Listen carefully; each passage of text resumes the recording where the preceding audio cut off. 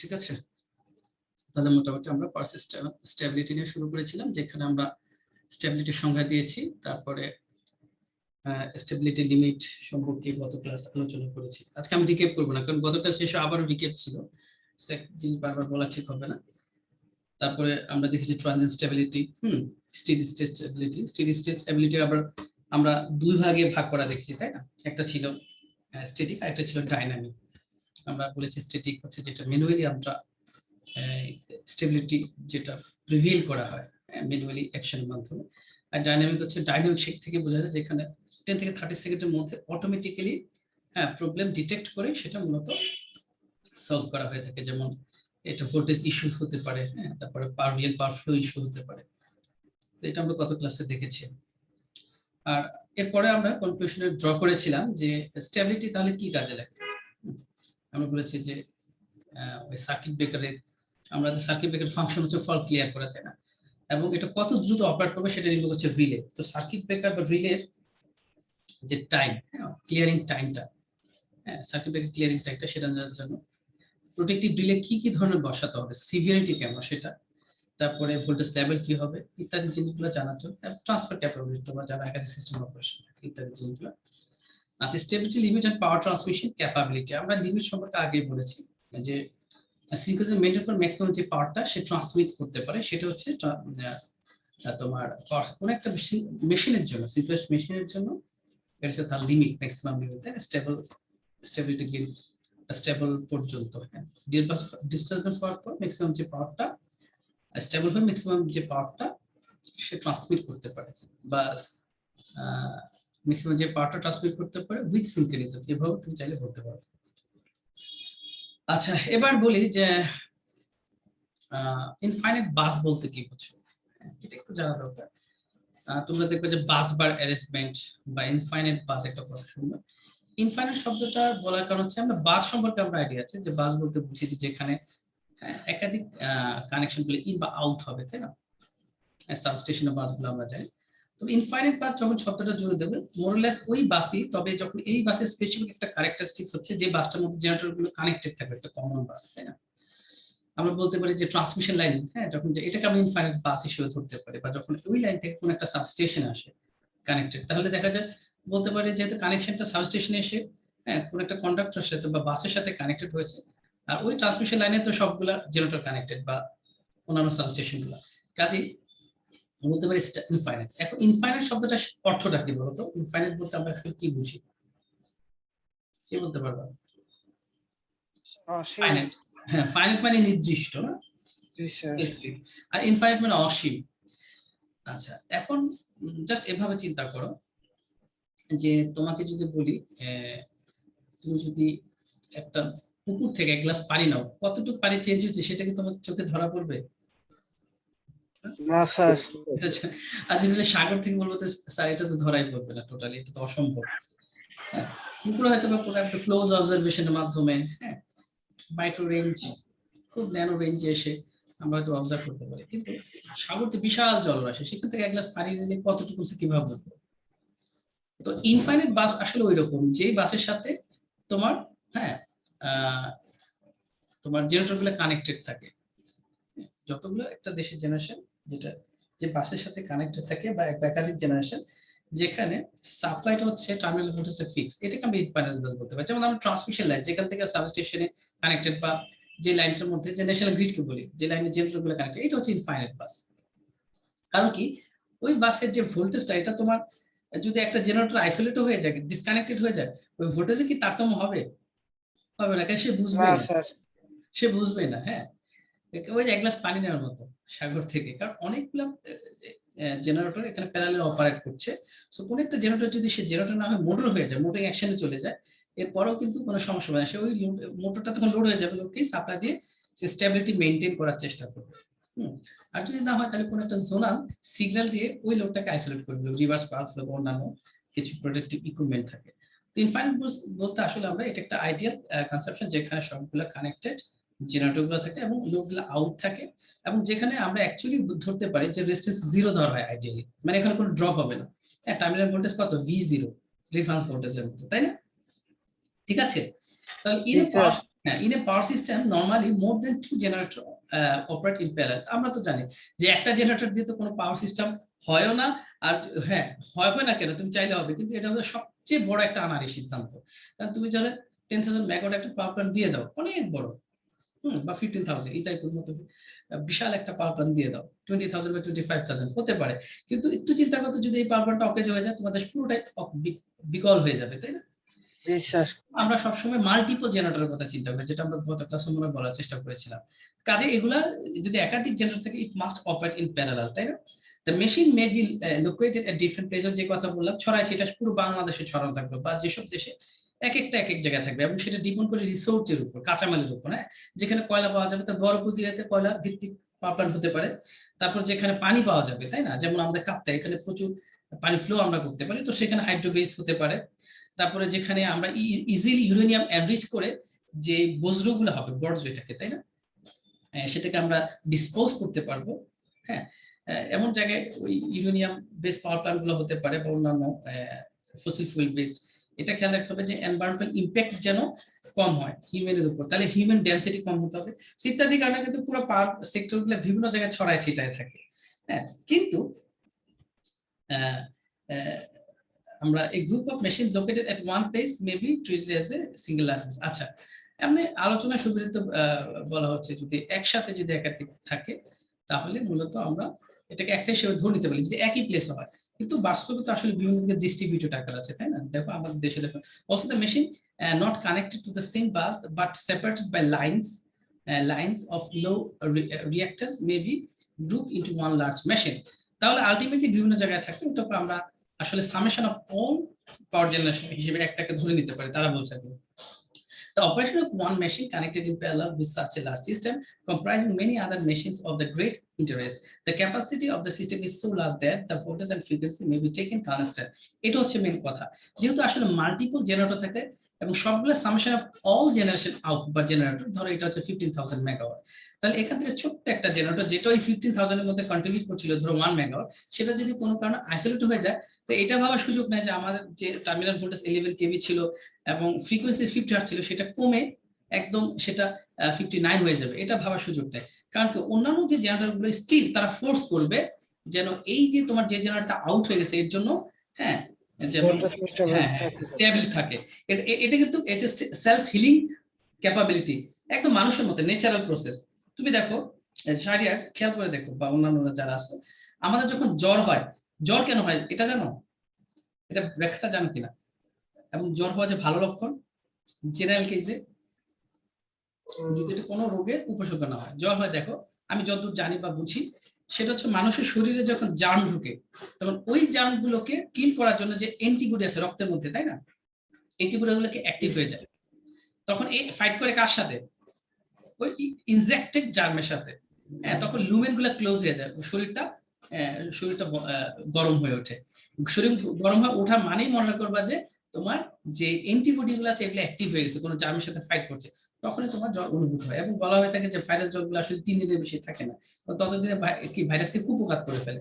কারণ ভাইরাস তো 3 দিনের বেশি যখন না থাকে তখন কিন্তু আমাদের অ্যান্টিবায়োটিক দিতে হয়, তার মানে কি তোমার যে অ্যান্টিবডি সিস্টেমটা দুর্বল বা ওই মুহূর্তে কাজ করছে না, তখন আলাদাভাবে অ্যান্টিবায়োটিক দিয়ে ওই তোমার পক্ষে লোক বাড়ানো হয় আর কি, তোমার অ্যান্টিবডির পক্ষে। তো তখন মানে এলাই বাড়ানো হয় আর কি, এটি তখন এই যে অ্যান্টিবায়োটিক কি এলাইস সহ তুমি তখন আক্রমণ করো, তাই না, জানো, তখন দেখা যায় 1 সপ্তাহের মধ্যে আল্লাহ চাইলে সুস্থ হয়ে যায়, এরকম এমন তো অবস্থা, তাই না? আসলে এটা হচ্ছে ন্যাচারাল একটা ঘটনা যে তোমার অ্যান্টিবডি। একইভাবে যে লার্জ যে কমপ্লেক্স পাওয়ার সিস্টেম, তোমার একটা কোনো পাওয়ার প্ল্যান্ট যদি আইসোলেট হয়ে যায়, এটা ভাবার সুযোগ নেই যে গ্রুপ কন্ট্রোল অনুসারে ডেল পিটা চেঞ্জ হয়ে গেছে তাহলে ডেল এফটা চেঞ্জ হবে না, কারণ ওই যে তোমার অন্যান্য যে এক্সিস্টিং মাল্টিপল জেনারেটর আছে অপারেশন করতেছে প্যারালাল, তারা কিন্তু ওটাকে তখন বাধ্য করে এটাকে সিনক্রোনিজমে নিয়ে আসতে, ঠিক আছে, like you body antibody in your health system. কথা বোঝা গেছে? The connection or disconnecting of a single small machine on such a system with not effect the magnitude and phase voltage of the frequency. কাজেই এই যে একটা generator isolate হয় বা connected হয় এরকম একটা বিশাল বাল্ক সিস্টেমের ক্ষেত্রে, যেখানে আমাদের কত এখন 15,000 নাকি আরো বেড়েছে ম্যাক্সিমাম? 13,000 মানে এতটুকুই রাখে, 12,000 থেকে 13,000 না না, 17 পর্যন্ত উঠছিল নাকি কোনো সময় পিক আওয়ারে?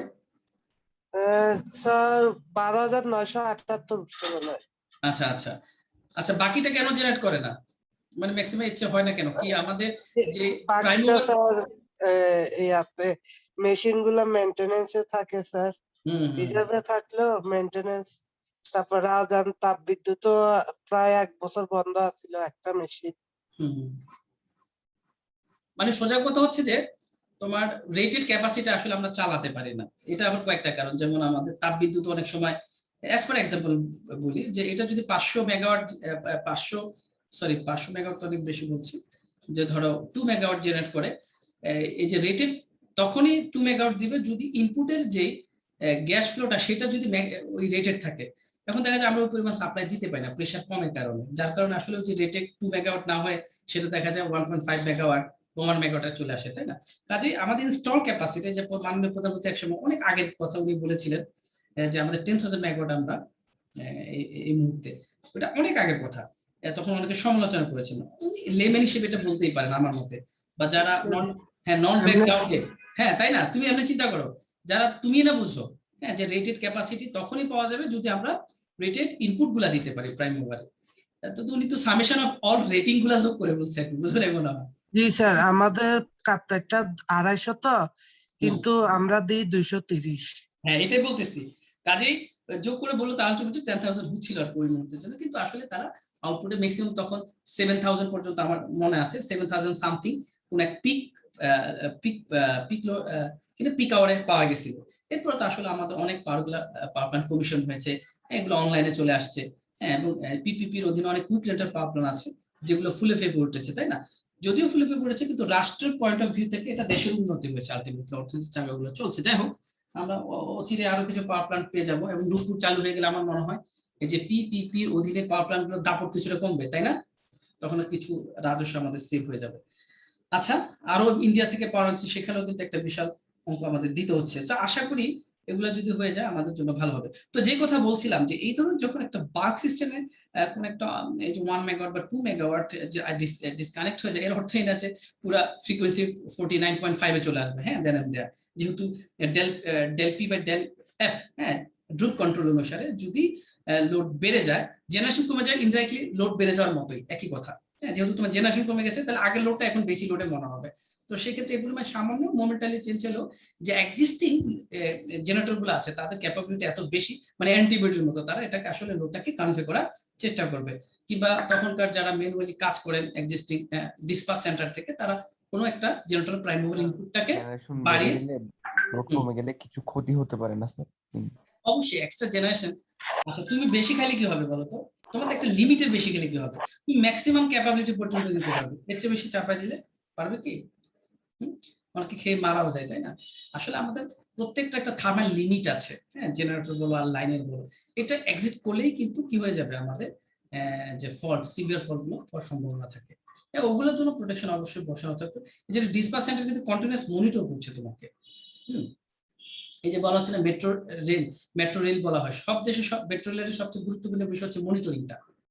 হ্যাঁ, ট্রেনের, হ্যাঁ, তুমি একদম পারফেক্ট টাইমে যাচ্ছে কিনা, লাইনগুলো চেঞ্জ করে দাও, নাহলে কিন্তু একটু পর একটা উঠে যাবে, তাই না? কারণ একটু পর পর গাড়িগুলো আসা যাওয়া করবে। তো এখানেও কিন্তু পাওয়ার তো এর চেয়েও, পাওয়ার তার চাইতে কিন্তু আমি তো বলবো কয়েকশো গুণ বেশি সেন্সিটিভ পাওয়ার সেক্টর। এখন আমরা এতটা বুঝে গুরুত্বপূর্ণ, অতটা গুরুত্ব রিয়েলাইজ করতে পারছি না। এটা কারণ হচ্ছে যে আমরা ততটা অটোমেটেড হই নাই। তারপরে দেখো, এই যে না করুক, দেখবে যে কোন একদিন মনে হয় তোমাদের ক্লাস নিতে পারি না, আমার সারাদিন পাওয়ার ছিল না, পাওয়ার ব্যাংকও ছিল না, ইভেন তোমাদের কোথাও কোথাও কাজ হচ্ছিল, তারাও বলছো যে হ্যাঁ আমাদের একই রকম সমস্যা করছিল, আমরা ওই ক্লাসটা পোস্টপোন করতে বাধ্য হয়েছি। তো এটা হচ্ছে যে একটা জেনারেল ফেনোমেনন। কিন্তু যেসব দেশে ফুলটাই অটোমেটেড, হ্যাঁ, যেমন আমরা এটিএম থেকে টাকা উঠাইতে পারি না, টাকা লেনদেন করতে পারি না, তা আমেরিকা, জাপানের মতো যে দেশগুলো, সিঙ্গাপুরের মতো, ওখানে তো ক্যাশ টাকা নেই, সব হচ্ছে তুমি কার্ড দিবা, পাঞ্চ করবা, হ্যাঁ, ইভেন তোমার কোথাও ড্রাইভিং ধরছে সেটা রিকগনাইজ করবে, সব হচ্ছে পাওয়ার রিলেটেড। তাহলে সেখানে যদি 1 মিনিট পাওয়ার না থাকে কি অবস্থা হবে চিন্তা করো। এতটা হচ্ছে আমাদের সেন্সিটিভ পাওয়ার, ঠিক আছে, পাওয়ার সেক্টরটা। সো এটা আমাদেরকে আসলে আরো প্রোটেক্টিভ ডিভাইস গুলো আরো বেশি স্মার্ট, যে ফেক ডিভাইস গুলো চলে আসা দরকার, এবং আস্তে আস্তে চেষ্টা করা হচ্ছে যাতে, হ্যাঁ, আমাদের ক্যাজুয়ালিটি গুলো কম হয়, হ্যাঁ, ডিসকানেকশন গুলো বা ব্ল্যাক আউটের সময়। তো যাই হোক, এখন আমরা পাওয়ার অ্যাঙ্গেল কার্ভ নিয়ে কথা বলবো। একটু আগে বলছিলাম যে একটা জেনারেটর কিন্তু মোটরও হয়ে যেতে পারে, তাই না? বন্ধু শত্রু হয়ে যেতে পারে। মোটর মানে কি লোড হয়ে যেতে পারে। তুমি তাকে জেনারেশন উদ্দেশ্য দিলা, হ্যাঁ, সেটা কি হয়ে গেল, মোটর হয়ে গেল। অনেক সময় গ্রামে শুনবা যে কি হয়, যে ওই যে এটা একটু ক্রস করে রাখে, ভিডিও রেকর্ড হলে অনেকে নেগেটিভ বুঝাবে। যেটা বলছিলাম, জেনারেটর দেওয়া হচ্ছে পাওয়ার প্রডিউস করার জন্য, কিন্তু সে জেনারেটর উল্টা সে সিনক্রোনাস জেনারেটর না সিনক্রোনাস মোটর হয়ে গেল, তার মানে পাওয়ার তখন নেওয়া শুরু করবে, তাই না? কাজে তখন সিনক্রোনাস কন্ডেন্সার ইউজ করা হয় না ওখানে পাওয়ার ফ্যাক্টর ভালো করার জন্য? না না, ওটা ডিফারেন্ট ইস্যু। আচ্ছা, এই যে বললাম যে একটা জেনারেটর একটা মোটর হয়ে যায়, সেটা কখন হয়, কন্ডিশনটা আসলে কি, কখন হতে পারে? যে সিকোয়েন্স এক না থাকলে দুইটা অল্টারনেটরে ফেজ সিকোয়েন্স। হ্যাঁ, সিকোয়েন্সের ক্ষেত্রে হতে পারে। তারপরে হ্যাঁ সিকোয়েন্স, রাইট রাইট, সিকোয়েন্স যেটা অ্যাঙ্গেলের সাথে রিলেটেড, তাই না? জেনারেল যে অ্যাঙ্গেল ডেল, এই যে এটা তারপর পারসেন্টেজ রিঅ্যাকট্যান্সটাও স্যার ভেরি করে এখানে, দুটোটা সমান হইতে হবে। হ্যাঁ, এগুলা ইকুয়াল না করে যদি কোনো কারণে এই যে ডেল, এই ডেলটা মূলত জেনারেটরের অ্যাঙ্গেলকে বোঝায়, ঠিক আছে? এই ডেলে বলে দিবে একটু প্যারালাল কার্ভ দিয়ে আমরা সেটা বুঝতে পারবো যে এটা কি সাপ্লাই দিবে, হ্যাঁ, নাকি নিজে মোটর হিসেবে বিহেভ করবে, নাকি তার পাওয়ার নিবে, সেটা আমরা এখন এটা দিয়ে বোঝার চেষ্টা করবো, ঠিক আছে? এটা কি পাওয়ার অ্যাঙ্গেল? পাওয়ার অ্যাঙ্গেল কার্ভ কিছু না, পাওয়ার ভার্সেস হ্যাঁ অ্যাঙ্গেল অফ দ্য জেনারেটর, এইটা যে কার্ভটা সেটাকে পাওয়ার অ্যাঙ্গেল কার্ভ বলে। আচ্ছা, আমরা সব সময় যত অঙ্ক করি কোথায় হিসাব করি জানো? এই যে আমরা একটা এসি সোর্স দেই না, একটা ডায়াগ্রাম করে ফেলতেছি বা একটা ক্লোজ সার্কিট করে এবং দেখাচ্ছি, এবং এসিতে করেছি যে এটা হচ্ছে আমাদের একটা এসি। এই এসি বলতে আমরা এইটাকে বুঝি সবসময়, কিন্তু পেছন ঘটনাটা আমরা জানি না, মানে লাগা দিলে হয়ে যাইতেছে অল্টারনেটর থেকে নিউট্রালটা লাগে। হ্যাঁ হ্যাঁ, মানে ব্যাপারটা হচ্ছে আমরা আসলে অল্টারনেটর পেছনের অংশ না, বরং আমরা ধরে নেই এই অল্টারনেটর একটা অল্টারনেটর হিসেবে কাজ করছে, এবং তার হ্যাঁ সেটা একটা ইনফাইনাইট বাস থেকে আমরা বাসবার হয়ে আমাদের লাইনে আসছে, এবং এই বাসবারে অলওয়েজ ভোল্টেজ কত থাকবে, রেফারেন্স ভোল্টেজ V0, তাই না? কিন্তু পেছনে যে কিছু কাহিনী আছে, এবং এই যে জেনারেটর গুলো কানেক্টেড, সবগুলো জেনারেটর যে কোনো একটা মোটর হয়ে যেতে পারে, এবং সেটা নির্ভর করে ওই জেনারেটরের অপারেটিং কন্ডিশনের উপর। কথা বুঝতে পেরেছো? বেশ কয়েকটা কন্ডিশন আছে, যেমন এক্সাইটেশন একটা ফ্যাক্টর। তুমি ঘুরাচ্ছ কিন্তু এক্সাইটেশন দিচ্ছ না, তাহলে তো এটা জেনারেট করতে পারবে না, তাই না? আর সেটাও হতে পারে, বা তুমি ঘুরাচ্ছ না এক্সাইটেশন বসে, সেটা হতে পারে লস অফ সিনক্রোনাইজেশন, নানা কারণে। এজন্য আমাদের অবশ্যই জেনারেটর সব অপারেট করতে হলে হ্যাঁ সেটাকে অবশ্যই একটা কতগুলো 4টা শর্ত মেনেই কানেক্ট করতে হবে। কাজেই এই যে ভি টার্মিনাল যেটা আমরা সবসময় হিসাব করে থাকি, এই ভোল্টেজটাই কিন্তু আসলে না, বরং জেনারেটর ভোল্টেজটা ডিফারেন্ট। ধরো কোন একটা জেনারেটর সে জেনারেট করছে ই ডেল্টা, তার যে ভোল্টেজ একটা অ্যাঙ্গেল আছে, এটা রেফারেন্স ভোল্টেজ না। এরপর আমরা জানি জেনারেটর একটা উইন্ডিং আছে, তাই না? ইন্টারনাল রিঅ্যাক্ট্যান্স আছে, হ্যাঁ, তারপরে আর্মেচার রিঅ্যাকশনের জন্য একটা রিঅ্যাকট্যান্স আছে, তারপরে কোরের জন্য একটা থাকতে পারে, উইন্ডিং টুইন্ডিং মিলে যা আছে, হ্যাঁ, লিকেজের জন্য থাকতে পারে। টোটাল এটাকে আমরা কিন্তু সিনক্রোনাস রিঅ্যাক্ট্যান্স মানি সবগুলো যোগ করে, জানো তো এটা? হ্যাঁ, এক্স লিকেজ, হ্যাঁ, এক্স আর্মেচার রিঅ্যাকশন, হ্যাঁ, এক্স প্লাস যা যা সম্ভব আর কি, এই সবগুলো হচ্ছে ফ্লাক্সের সাথে রিলেটেড, হ্যাঁ। তারপরে লিকেজ, আর্মেচার রিঅ্যাকশন, একটা উইন্ডিং এর জন্য একটা হতে পারে আই, হ্যাঁ, উইন্ডিং। তাহলে সবকিছু মিলে আমরা যে রিঅ্যাকট্যান্সটাকে বলি, এটাকে বলা হয় সিনক্রোনাস রিঅ্যাকট্যান্স অল্টারনেটর ক্ষেত্রে। এটাকে এখানে এক্সডি বলা হয়েছে, এখানে কি বলা হয়েছে, এটাকে ডাইরেক্ট অ্যাক্সিস রিঅ্যাকট্যান্স, ঠিক আছে? হ্যাঁ, বুঝতে পেরেছো?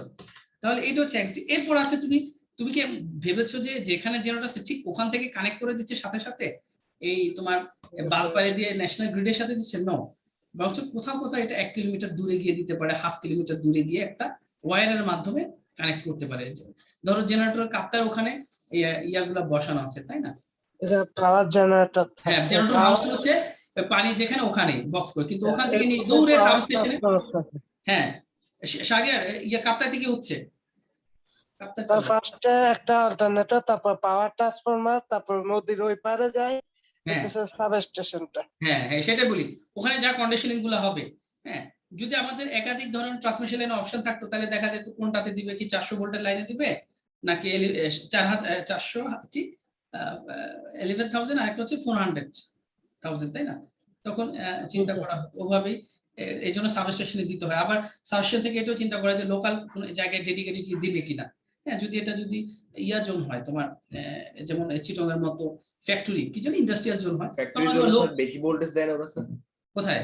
মানে ফ্যাক্টরি জোনের ভোল্টেজ গুলো তো আমাদের লোকালের মতো না, আরো বেশি। না না, এটা নির্ভর করে কি ধরনের ফ্যাক্টরি। তুমি যদি এটা বিএসএলএম হয় তাহলে অবশ্যই এটা 132 বা 232 নিয়ে যাবে, তাদের ফার্নেস 132 কেভি দেয় স্যার এরকম। হ্যাঁ হ্যাঁ হ্যাঁ, কেভি কে আমরা এটা কেভি, হ্যাঁ কেভি।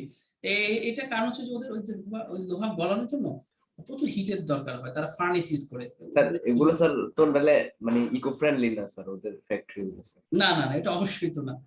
তুমি যদি একটা হ্যাঁ ইকো ফ্রেন্ডলি পরিবেশে তুমি বড় হও, তুমি জব করো, তোমার বন্ধু যদি বিএসএনএম এর তোমার ডাবল স্যালারিতে জব করে, একটা সময় সে 20 বা 30 ইয়ার্স পরে দেখা যাবে যে তোমরা পাশাপাশি বসে বোঝা যাবে স্পষ্ট বয়সের দিক থেকে, হ্যাঁ ছাপ পড়ে যাবে। তারপর দেখবে তার শ্রবণ স্যার শক্তি হেলথ অন্যান্য, কন্ডিশনে স্যার প্রবলেম করে না স্যার? হ্যাঁ হ্যাঁ, তারপরে দেখবে অ্যাটিটিউড গত তাদের কিছু ঝামেলা আছে, হ্যাঁ। এবং যারা জব করে বিশেষ করে যেখানে প্রচুর আওয়াজ হয়, হ্যাঁ ওইসব জায়গায় তারা কিন্তু একটু মেজাজ খিটখিটেও থাকে। আবার পিডিবির ক্ষেত্রেও যারা জেনারেশনে থাকে, এই জন্য জেনারেশনে সবসময় লেগে থাকে না, অনেকে সুযোগ পালে ডিস্ট্রিবিউশনে যায়, ওখানে কিন্তু অনেকের ক্ষেত্রে প্রবলেম হতে পারে যেহেতু ইউজ নয়েজ হয়ে থাকে, তাই না? তারপরে এখানে কিছু ফাইন ডাস্ট করে, যেটা আসলে তুমি মাস্ক না পরে থাকলে তুমি বুঝতেও পারবে না, তোমার একটু ইফেক্ট আনতে পারে। যাই হোক, আমরা একটু পড়ায় ফিরে আসি। তো এইরকম একটা জেনারেটর, যার অ্যাঙ্গেল হচ্ছে ডেল্টা অ্যাঙ্গেল জেনারেট করছে, তার যেহেতু এক্সিস রিঅ্যাক্ট্যান্স হচ্ছে এক্সডি এবং যে লাইন দিয়েছে তার রিঅ্যাক্ট্যান্স হচ্ছে এক্সএল। তো স্বভাবতই আমরা যদি বলি যে এখানে কারেন্টের যে পরিমাণ, কারেন্টটা আমরা কিভাবে বের করবো বলতো? এখানে স্যার এখানে ওই I B by R B কে টোটাল ইম্পিডেন্স থেকে করলে কানেক্ট। Very good. তাহলে আমরা কি করব, যেহেতু এটা অবশ্য দেখতেই মনে হচ্ছে যে মেইন জেনারেটর ড্রপের পরে তো বিটিটা পাচ্ছি বা ইনফাইনাইট বাসের ভোল্টেজটা, তাহলে obviously E must greater than from B. So এইখানে এবং ডিরেকশন থেকে বোঝা যাচ্ছে যে এটা হায়ার পটেনশিয়াল, তাই না? So E minus V divided by কত হবে? এই দুটোকে আমরা যোগ করে একটা বানাই ফেলি, কি বলো? স্যার xd প্লাস xl, হ্যাঁ জেড হবে স্যার, জেড হবে, হ্যাঁ। তখন এটাকে না, এখানে জেড হবে না, যেহেতু আর নাই আমরা x ইউজ করি, কি বলো? আমরা বলেছি রেজিস্ট্যান্স অনেক কম থাকার কারণে আমরা শুধু রিঅ্যাকট্যান্স ডায়াগ্রামটাই নিয়ে কথা বলবো। এতটুকু বোঝা গেছে দুজন? জি স্যার। আচ্ছা, ওই আসছে তো ছেলে পেলে, দেখো না 32 হয়েছে, এরা চোর আসলে। বন্ধু বলছে ওদের পাশের বন্ধুগুলা যে তোরা যে আসছ না, তোর তো মার্ক করবে, খেচ্ছা ধরে চলে আসছে। আচ্ছা, যেটা বলছি, তাহলে ওই যে একটু আগে কারেন্টের কথা বলছিলাম, তাই না? এই যে V E minus V divided by xd plus xl, ওই যে xd প্লাস xl দুটো যোগ হবে, তাই না, সিরিজে। সো এখানে x বসা দিলেই পারতো। কথা বুঝতে পেরেছো? একটু টানি বুঝছো, আমাদের সময় কম, আমরা আগে ক্লাসে শুরু করতে পারবো না, যাই না। আচ্ছা, আই, এখন আমরা তো জানি যেহেতু পাওয়ার হচ্ছে complex power, I equals to E, এটা তো ঠিক আছে, এতটুকু তো ঠিক আছে, তাই না? জি স্যার। আচ্ছা, এতটুকু যদি ঠিক থাকে, আমরা s equals to vi steric, এটাও তো অ্যাকসেপ্ট করে, তাই না? কমপ্লেক্স পাওয়ারের জন্য যেহেতু আমাদের পিউ রেজিস্টিভ না, তাহলে এই তোমার লোডের ধরন অনুসারে যদি রিঅ্যাক্টিভ লোড হয়ে থাকে বা কমপ্লেক্স লোড, যেমন সাইন থিটা হবে। হ্যাঁ, তখন আই না বরং আই স্ট্যাটিক হয়। তাহলে আমরা তো এখানে আই সমান জানি, এটা পুরো তো হচ্ছে আই, নট আই স্ট্যাটিক। হ্যাঁ, তাহলে এর উপর স্ট্যাটিক বসবে না, স্ট্যাটিক হচ্ছে এটা আর কি, আই এর মান হচ্ছে এটা। আচ্ছা, তাহলে এবার একটু খেয়াল করো, আমরা কি জানেন বলতো, যদি এরকম হয় x plus IB, x plus যদি আইবি হয়, তাহলে x স্ট্যাটিক এর মান কত? x star plus x conjugate কত হয়? Sir plus minus B asterisk a minus না আই না বি না, বি স্যার, শুধু বি। শুধু বি হয়। শুধু এটা সবসময় রাখবা, যে এটা মূলত কমপ্লেক্সের উপরে কাজ করে, বিটা তো একটা নিউমেরিক্যাল ভ্যালু, তাই না, আই। তো এটা পজিটিভ থাকলে জাস্ট নেগেটিভ হবে, নেগেটিভ থাকলে পজিটিভ হবে, এতটুকু ঠিক আছে? এতটুকু ঠিক আছে? আবার ধরো তুমি এক্স ভ্যালু পেতে চাও, আমরা জানি ডাবল এক্স কে চলে যায়, তাই না, এক্স অপারেশন, তাহলে এক্স এর উপর এক্স স্টেরিক, তার মানে আবার আগেরটা পেয়ে যাবো। আবার দেখো, তাহলে এই মাইনাসটা কি হয়ে যাবে? প্লাস, ঠিক আছে? জি স্যার। তাহলে আমরা যেটা বুঝলাম যে এই স্ট্যাটিকের যে কনজুগেট যে অপারেশন, সেটা রিয়েল অংশে না, ইমাজিন অংশের উপর কাজ করে, আমাদের সাইনটাকে চেঞ্জ করে দেয়, ঠিক আছে? পজিটিভ অ্যাঙ্গেল 90 ডিগ্রি থাকে, এটাকে নেগেটিভ অ্যাঙ্গেল 90 ডিগ্রি করে দেবে। আচ্ছা, এতটুকু যদি বুঝে থাকি, এবার এটাকে আমরা সিম্পলিফাই করি। কিভাবে দেখো, ই ডেল ডিভাইডেড বাই কি, জেড এক্স হবে, তাই না? জি স্যার। এক্স, এই দুটোর সমান তো এক্স, এক্সডি প্লাস এক্সএল এই যে ধরে নিলাম। তাহলে ই ডিভাইডেড বাই ডেল যদি হয়, আর এটা হচ্ছে এক্স, এক্স এর সাথে কি হবে, এক্স 90 ডিগ্রি। কোথেকে আসছে 90 ডিগ্রি? এখনো কিন্তু ওর স্ট্যাটিকটা দেওয়ার কথা, স্ট্যাটিকটা ভুলে দেয় নাই, কিন্তু অপারেশন এখনো হয় নাই তো এটা। তাহলে ই ডেল এক্স, এটা আচ্ছা E divide by del X 90 degree বোঝা গেছে? কারণ আমরা Yes, sir. জানি যে বলতে কি 90 ডিগ্রি বোঝায় না?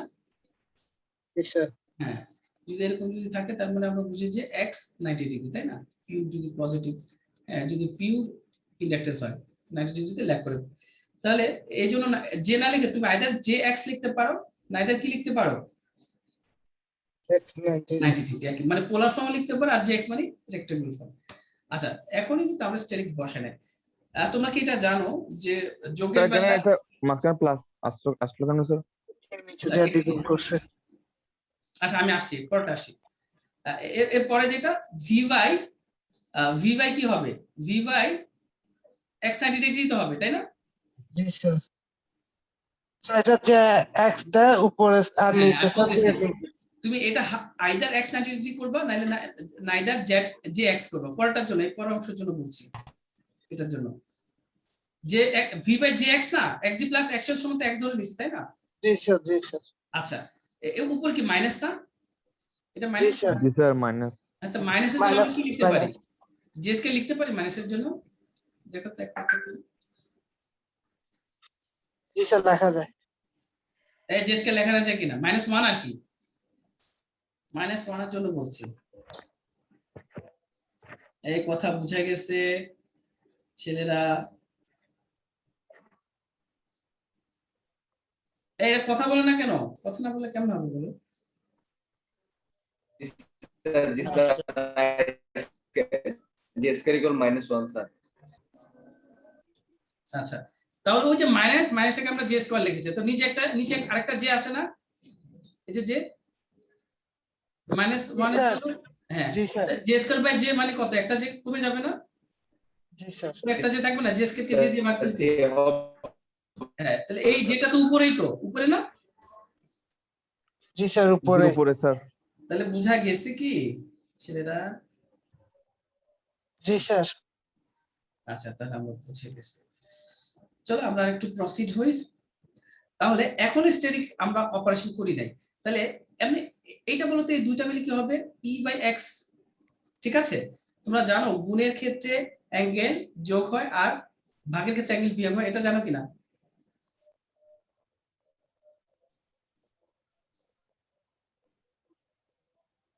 জি স্যার। হ্যাঁ তাহলে এখানে কি ভাগ অবস্থায় আছে না? E by X del minus 90 degree হবে না? মাইনাস হয়ে যাবে। Del minus. হ্যাঁ ডেল মাইনাস 90 ডিগ্রি হবে না? এই ডেল্টা মাইনাস 90 ডিগ্রি হবে কিনা? জি স্যার। ওই ছেলেটা কথা বলে। আচ্ছা ডেল মাইনাস 90 যদি জি হয়, স্যার। কিন্তু এখানে তো দিচ্ছে 90 ডিগ্রি মাইনাস ডেল, উল্টা দিল কেন? কোথায় এখানে? কারণ এই যে এই স্টেরিকের অপারেশনটা করে ফেলছে। আমরা জানি কি স্টেরিক কি করে? প্লাসকে মাইনাস, মাইনাস থাকলে প্লাস থাকলে মাইনাস করে, মাইনাস থাকলে হ্যাঁ প্লাস। হ্যাঁ ওই যে ইমেজিনারি অংশ, এটা তো রেক্টেঙ্গুলে, হয়তো আমরা সরি পোলারে তো বুঝতেছি না। তাহলে পোলারের ক্ষেত্রেও তাই, যদি এটা ডেল মাইনাস 90 ডিগ্রি হওয়ার কথা, তুমি এটাকে 90 ডিগ্রি মাইনাস ডেল হবে, 90 মাইনাস ডেল, মানে প্লাস থিটাটা মাইনাস থিটা হয়ে যাবে। ক্লিয়ার স্টেরিকের ক্ষেত্রে? আচ্ছা তাহলে তাহলে আমরা স্টেরিকের তখন এটা উঠে যাবে আর কি। এটা অপারেশন যদি এটার উপর হয়েই যায়, তাহলে ডেল মাইনাস 90 হওয়ার কথা হবে 90 মাইনাস ডেল। হয়েছে কি না? জি স্যার হয়েছে। আচ্ছা ই তো ছিল, এই বিটা গুণ হবে না, এটা না বাইরে ছিল এটার সাথে, এইজন্য হ্যাঁ জি লিখছি স্যার b by x। এটা গুণ হয়েছে স্যার। আচ্ছা এক্স একই ভাবে এটা ছিল প্লাস, প্লাসটা কি হয়ে যাবে এখন? Minus sir. মাইনাস আর b, আর b মানে b স্কয়ার বাই x। তো কাজ শেষ, শেষ তোমার কাজ শেষ। আচ্ছা এইটা জানো কিনা বলো তো? এ থিটা, এ অ্যাঙ্গেল থিটা, এটাকে আমরা এভাবে লিখতে পারি এ, হ্যাঁ এ সাইন ও এ cos থিটা এ cos আর জে sin থিটা, একই তো কথা তাই না? হ্যাঁ মানে এই পোলারকে রেক্টেঙ্গল তো এইভাবে করে, তাই না? জি স্যার। স্যার। তাহলে এখানে এ মানে কি? এটা ইভি বাই এক্স, তাই না? জি স্যার। আর এই থিটার একটা পোরশন কি হবে? cos theta. cos থিটা তাহলে বলো, হ্যাঁ বলো ইভি এটা by A X cos theta cos plus 90 A sin theta হবে না স্যার? হ্যাঁ তখন এটা sin থিটা হয়ে যাবে। এই যে এটাই বলতে চাইছি, cos জি স্যার। জি স্যার। সূত্র cos cos 90। এটা হয়ে যাবে sin থিটা। ক্লিয়ার? জি স্যার। জি স্যার। এরপরে জি, কি স্যার। থাকে? হ্যাঁ এরপর আরেকটা অংশ আছে না, ওটা imaginary. Plus J cos থিটাটা sin theta হলো, আর sin থিটাটা হয়ে যাবে কি? cos theta cos theta. যেহেতু স্টেরিক না minus- স্যার? হ্যাঁ হ্যাঁ এই যে দেখো, আর এটাতে যেটা আসছে বুঝছো, সাইনের আগে না যে হওয়ার কথা, এই আছে কিসের আগে, কসের আগে। কারণ এই যে আছে, কারণ কস কেন হয়েছে, সাইনটাই কস হয়ে গেছে। স্যার 90 ডিগ্রি জন্য। হ্যাঁ 90 ডিগ্রি। ঠিক আছে, এতটুকু বোঝা গেছে। জি স্যার। এরপর আরেকটা অংশ আছে যে ভি স্কয়ার বাই এক্স, পাইছো? আমরা তো এতক্ষণ ভাঙাইলাম, এতটুকু ভাঙায় আরেকটা ইমাজিনারি পার্ট আছে। হ্যাঁ তো কোনটা minus J minus J B square by X. এখন কি তুমি ইমাজিনারিটা একদিকে আর রিয়েল গুলো অন্যদিকে নিতে পারো? জি স্যার। আচ্ছা নিয়ে যাও। যেমন এখানে ইমাজিনারি কোনটা কোনটা আছে দেখো, এটা কি রিয়েল পোরশন না? জি স্যার। স্যার পরের দুটো ইমাজিনারি। হ্যাঁ এই দুটো যে তার যেটাকে কমন নাও, যে কমন নিছে ইবি বাই এক্স এটা কি ফার্স্ট এর minus B square by X. এক। আর এস মানে তো আমরা একটুকে জানি, এস মানে পি প্লাস জে কিউ, তাই না? হ্যাঁ জি স্যার। আমরা জানি। তাহলে কম্পেয়ার করো তো দুটো, রিয়েল গুলা সমান রিয়েল লেখো আর ইমাজিনারি সমান ইমাজিনারি লেখো। তো রিয়েল পি ইকুয়াল টু কত? কম্পেয়ার করো না। ইকুয়াল স্যার এটা EB by X. EB by X sin delta. কি হলো আমি তো বুঝলাম না, আবার দেখো ভালো করে দেখে বলো। তো জি sir, P equal to EB by X sine theta. EB by X sin delta. যেমন এটা রিয়েল আর এখানে রিয়েল হচ্ছে এতটুকু, তাহলে আমরা বলতে পারি এ রিয়েল সমান এ রিয়েল, বাম পক্ষের রিয়েল সমান ডান পক্ষের real, P equals to EB by X sin delta. ঠিক আছে, sin ডেল্টা। হ্যাঁ জি স্যার। তাহলে এই পিটা হচ্ছে active power transfer to the system. এই যে একটুকে দেখলা না তোমরা,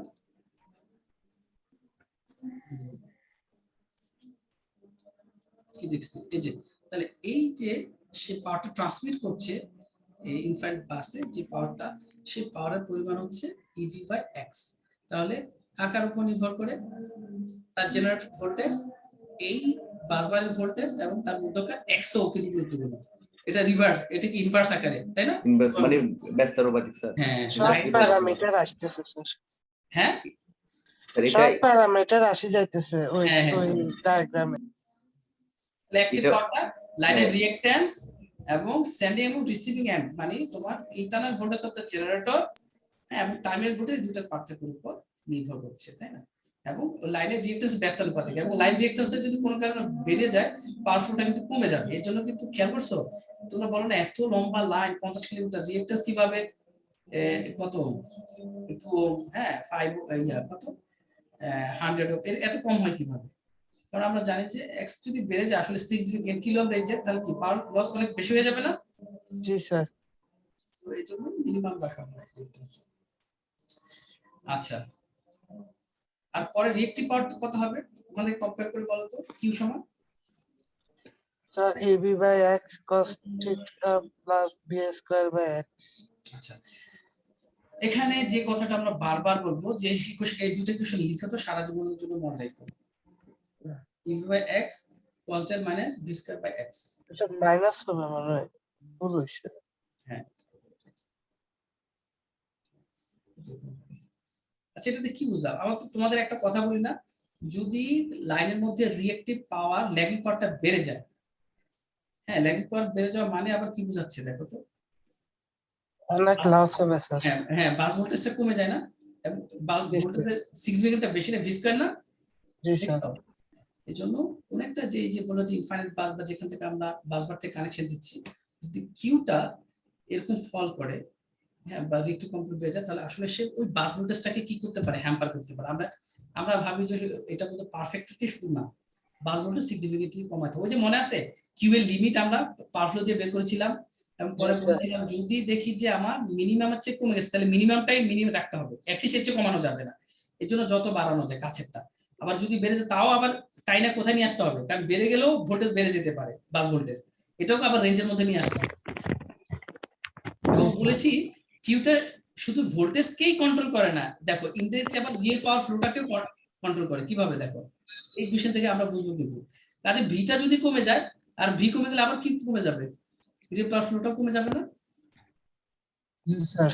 তার মানে এটা আঙ্গাঙ্গিক ভাবে জড়িত। সো কিউ এর ইমপ্যাক্টটা দেখছো, ডাইরেক্ট ইনডাইরেক্ট কত মারাত্মক ইমপ্যাক্ট, মানে একটা পুরো ট্রান্সমিশন। এটাকে স্যার ব্যাংক দি ব্যালেন্স করে রাখতে হয় মনে হয়। হ্যাঁ এজন্য খুবই সচেতন যারা ডিস্ট্রিবিউশন সেকশনে থাকে, তারা কন্টিনিউয়াস মনিটরিং এর মধ্যে আছে। লোড ফ্লোটা চলতেই থাকে কম্পিউটারে, কম্পিউটারে তোমাকে লোড ফ্লো দেখাবে না, সে ব্যাকগ্রাউন্ডে ফ্লো করাবে, তাই না? প্রতিটা নোড পয়েন্টের যে সেন্সরগুলো ডাটাগুলো পাঠাবে, সে কন্টিনিউয়াস ডাটা ইনপুট সে সূত্রানুসারে। তোমরা তো প্রোগ্রামগুলো জানো কিভাবে কাজ করে, তাই না?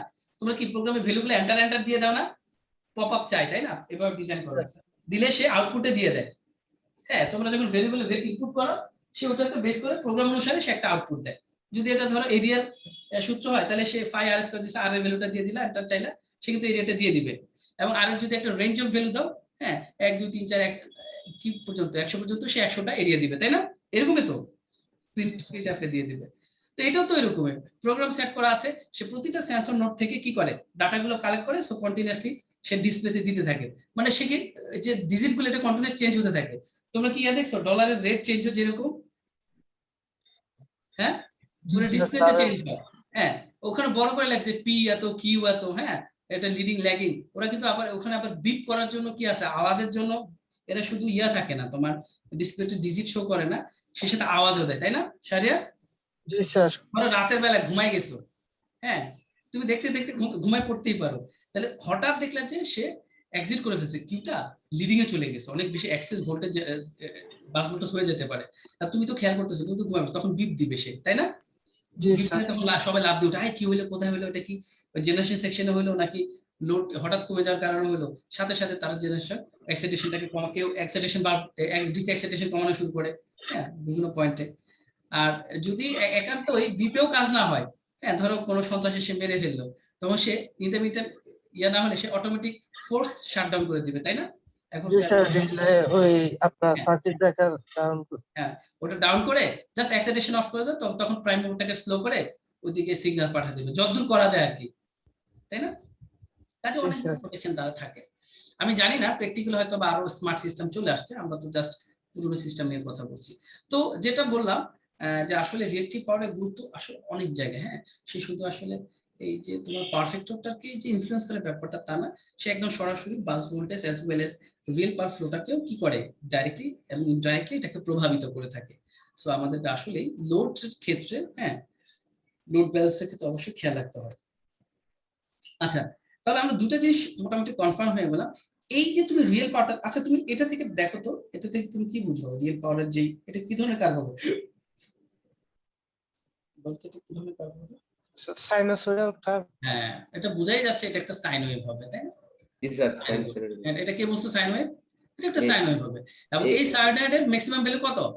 ইবি বাই এক্স।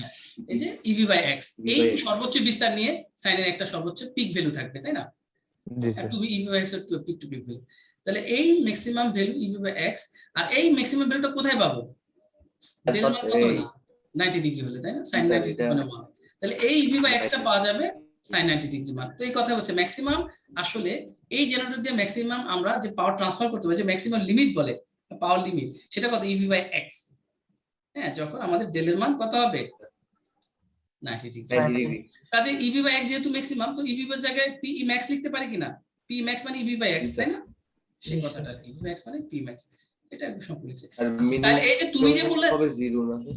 হ্যাঁ হ্যাঁ, এবার ঠিক 180 ডিগ্রি 0 হয়ে যাবে, এবং এর পরে কিন্তু নেগেটিভ হয়ে যাচ্ছে।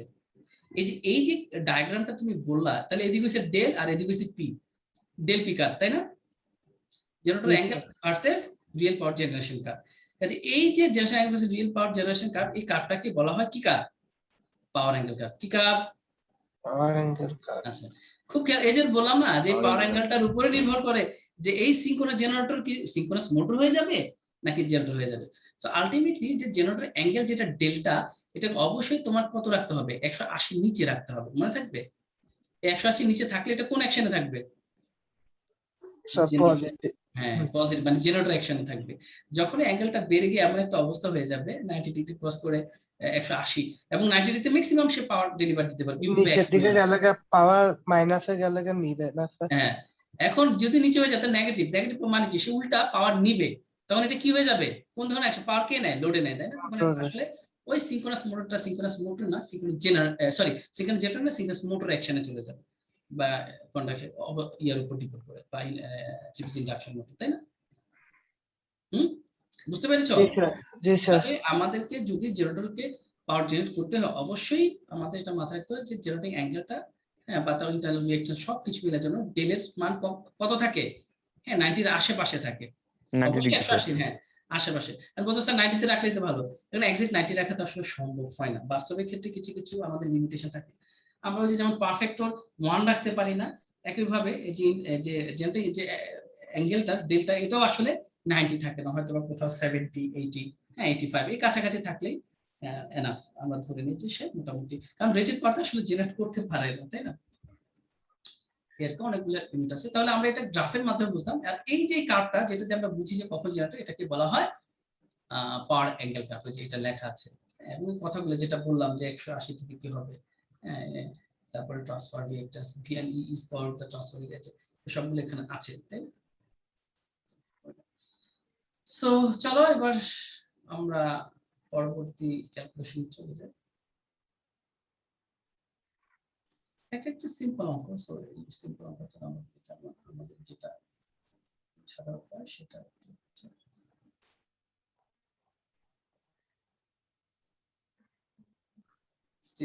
স্টেবিলিটি। আমরা এখন সুইং ইকুয়েশন পড়ব। কি ইকুয়েশন?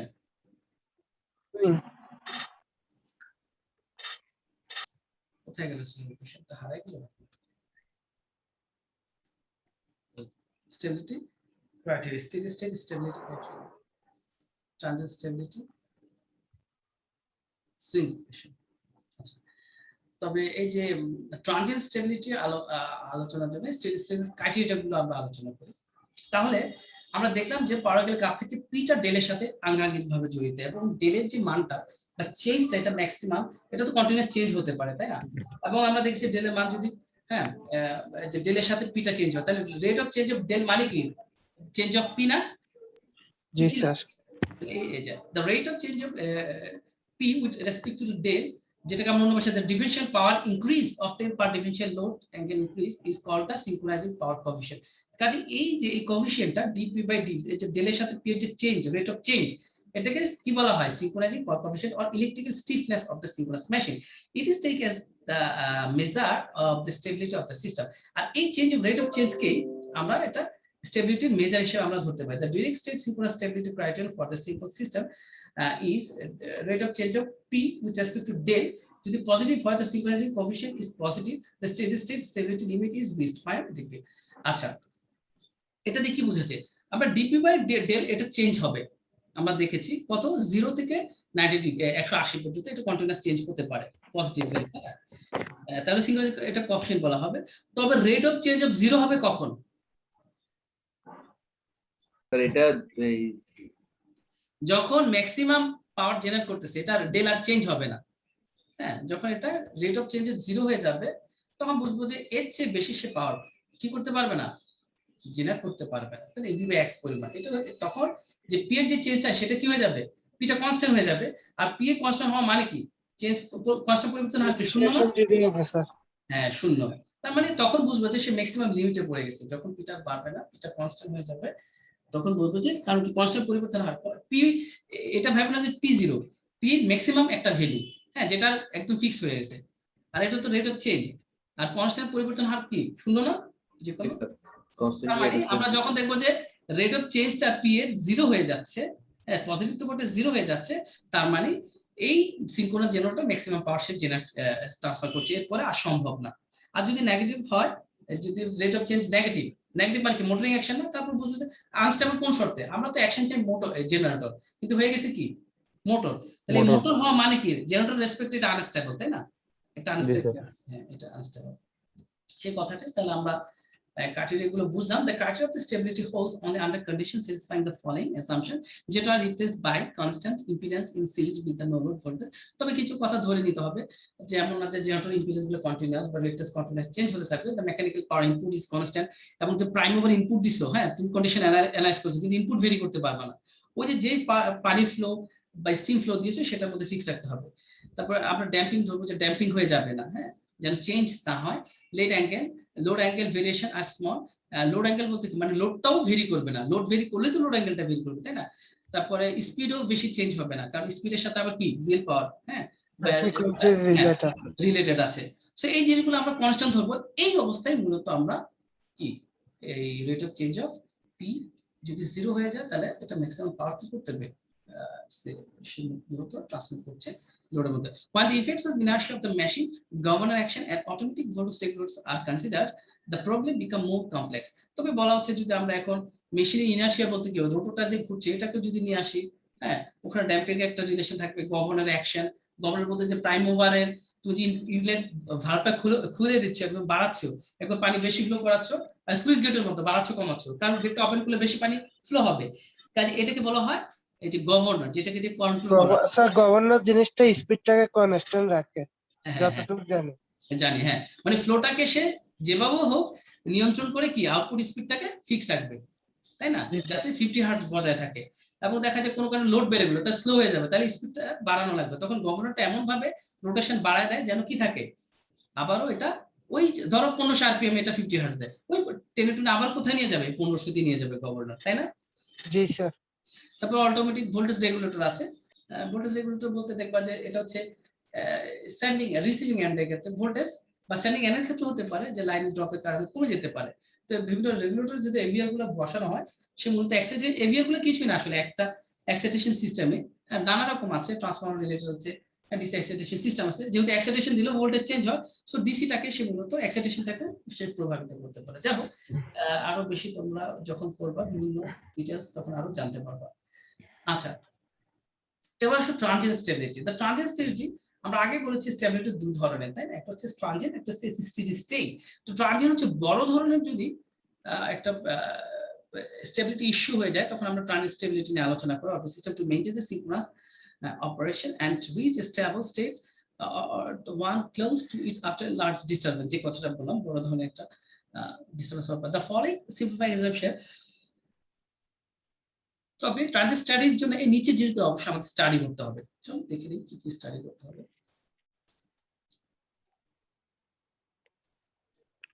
যেমন system reactance may be neglected in comparison with the sorry resistance আমরা তো অলরেডি কি করি already omit করে থাকে the machine has cylindrical rotor the direct axis reactance act is equal to the quadrant extreme মানে expect করা হচ্ছে cylindrical rotor বা কি শর্টেড যে রোটর গুলো আছে সিলিন্ড্রিক্যাল গুলা ওগুলো ইউজ করা হবে তারপর the system may be reduced to an equivalent two machine system each machine may be assumed to supply the infinite bus এবং ধরে নিতে হবে যে সাপ্লাই গুলো দিচ্ছে সেটা ইনফাইনাইট বাসে দিচ্ছে যেখানে টার্মিনাল ভোল্টেজ অবশ্যই কি থাকে অলওয়েজ একটা কনস্ট্যান্ট ভোল্টেজ থাকে direct axis transient reactance act is used for the machine representation আমরা আগেই বলেছি যে এক synchronous reactance or direct axis reactance এটা দিয়ে আমরা বুঝি যে ইন্টারনাল যে রিঅ্যাক্ট্যান্স গুলো আছে সেটা লিকেজ কারেন্ট হোক হ্যাঁ সেটা হতে পারে উইন্ডিং রিঅ্যাক্ট্যান্স এর জন্য হোক কিংবা অন্যান্য রিঅ্যাক্ট্যান্স সবকিছু মিলে আমরা synchronous or direct axis reactance the shift input power may be assumed constant of few seconds after occurrence of a disturbance the shaft input power sorry shift not shaft